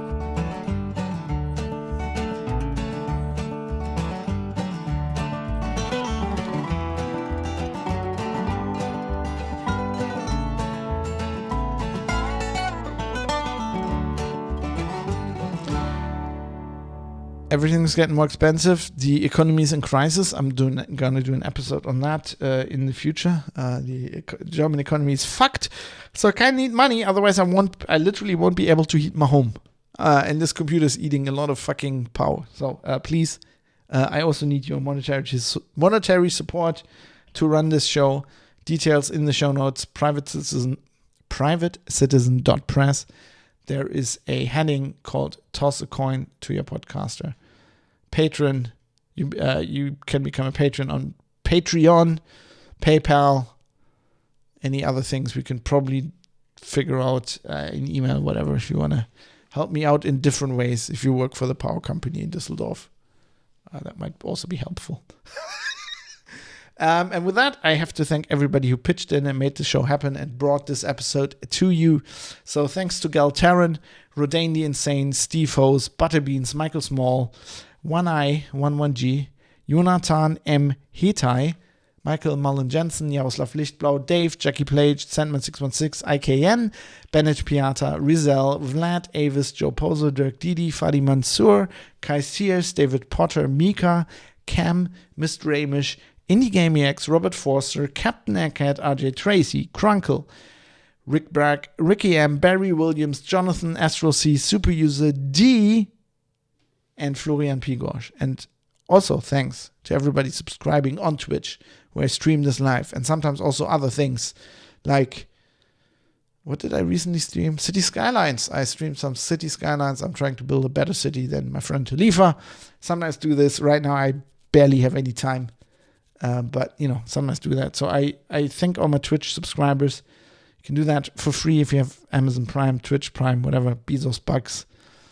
You have to redo it every month, but you kind of sending money my way, which also helps. So thanks to Mike the Dane, Alturestrus Jim, MTE Sauro, P. Keemer, Bacon the Pork, Indigo Charlie, Cap Maghead, Stupid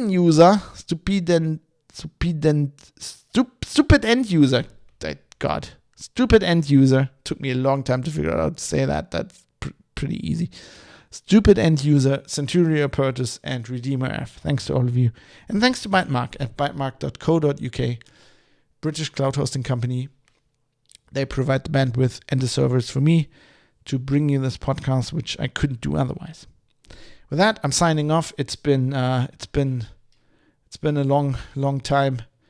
It's been a long show, and my voice is giving out. That must also be the concrete dust, the bloody concrete dust from yesterday. I don't know. I didn't have enough Earl Grey, which is always a problem. I need a fucking replicator in my office, although I probably couldn't pay the power. I also need cold fusion or something.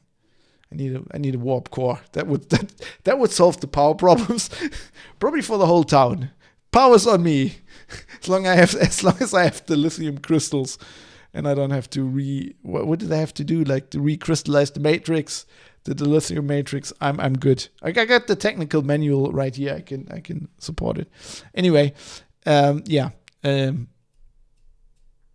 How did I get to that? Anyway, I'm gonna go now. It's been way too long.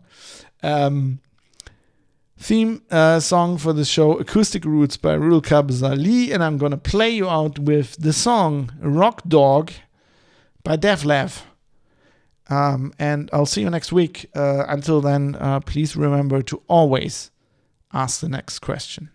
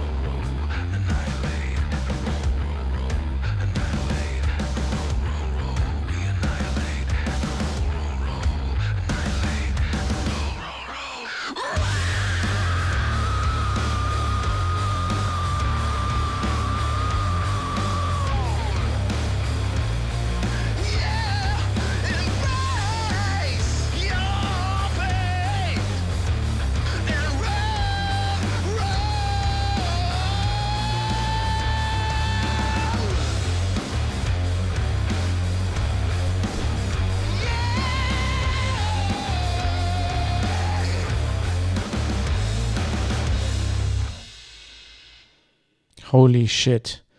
Astral C is right.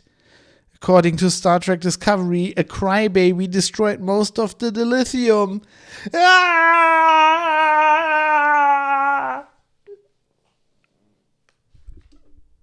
I'm gonna put that in as like an end of... I don't do that on this podcast. This is the first.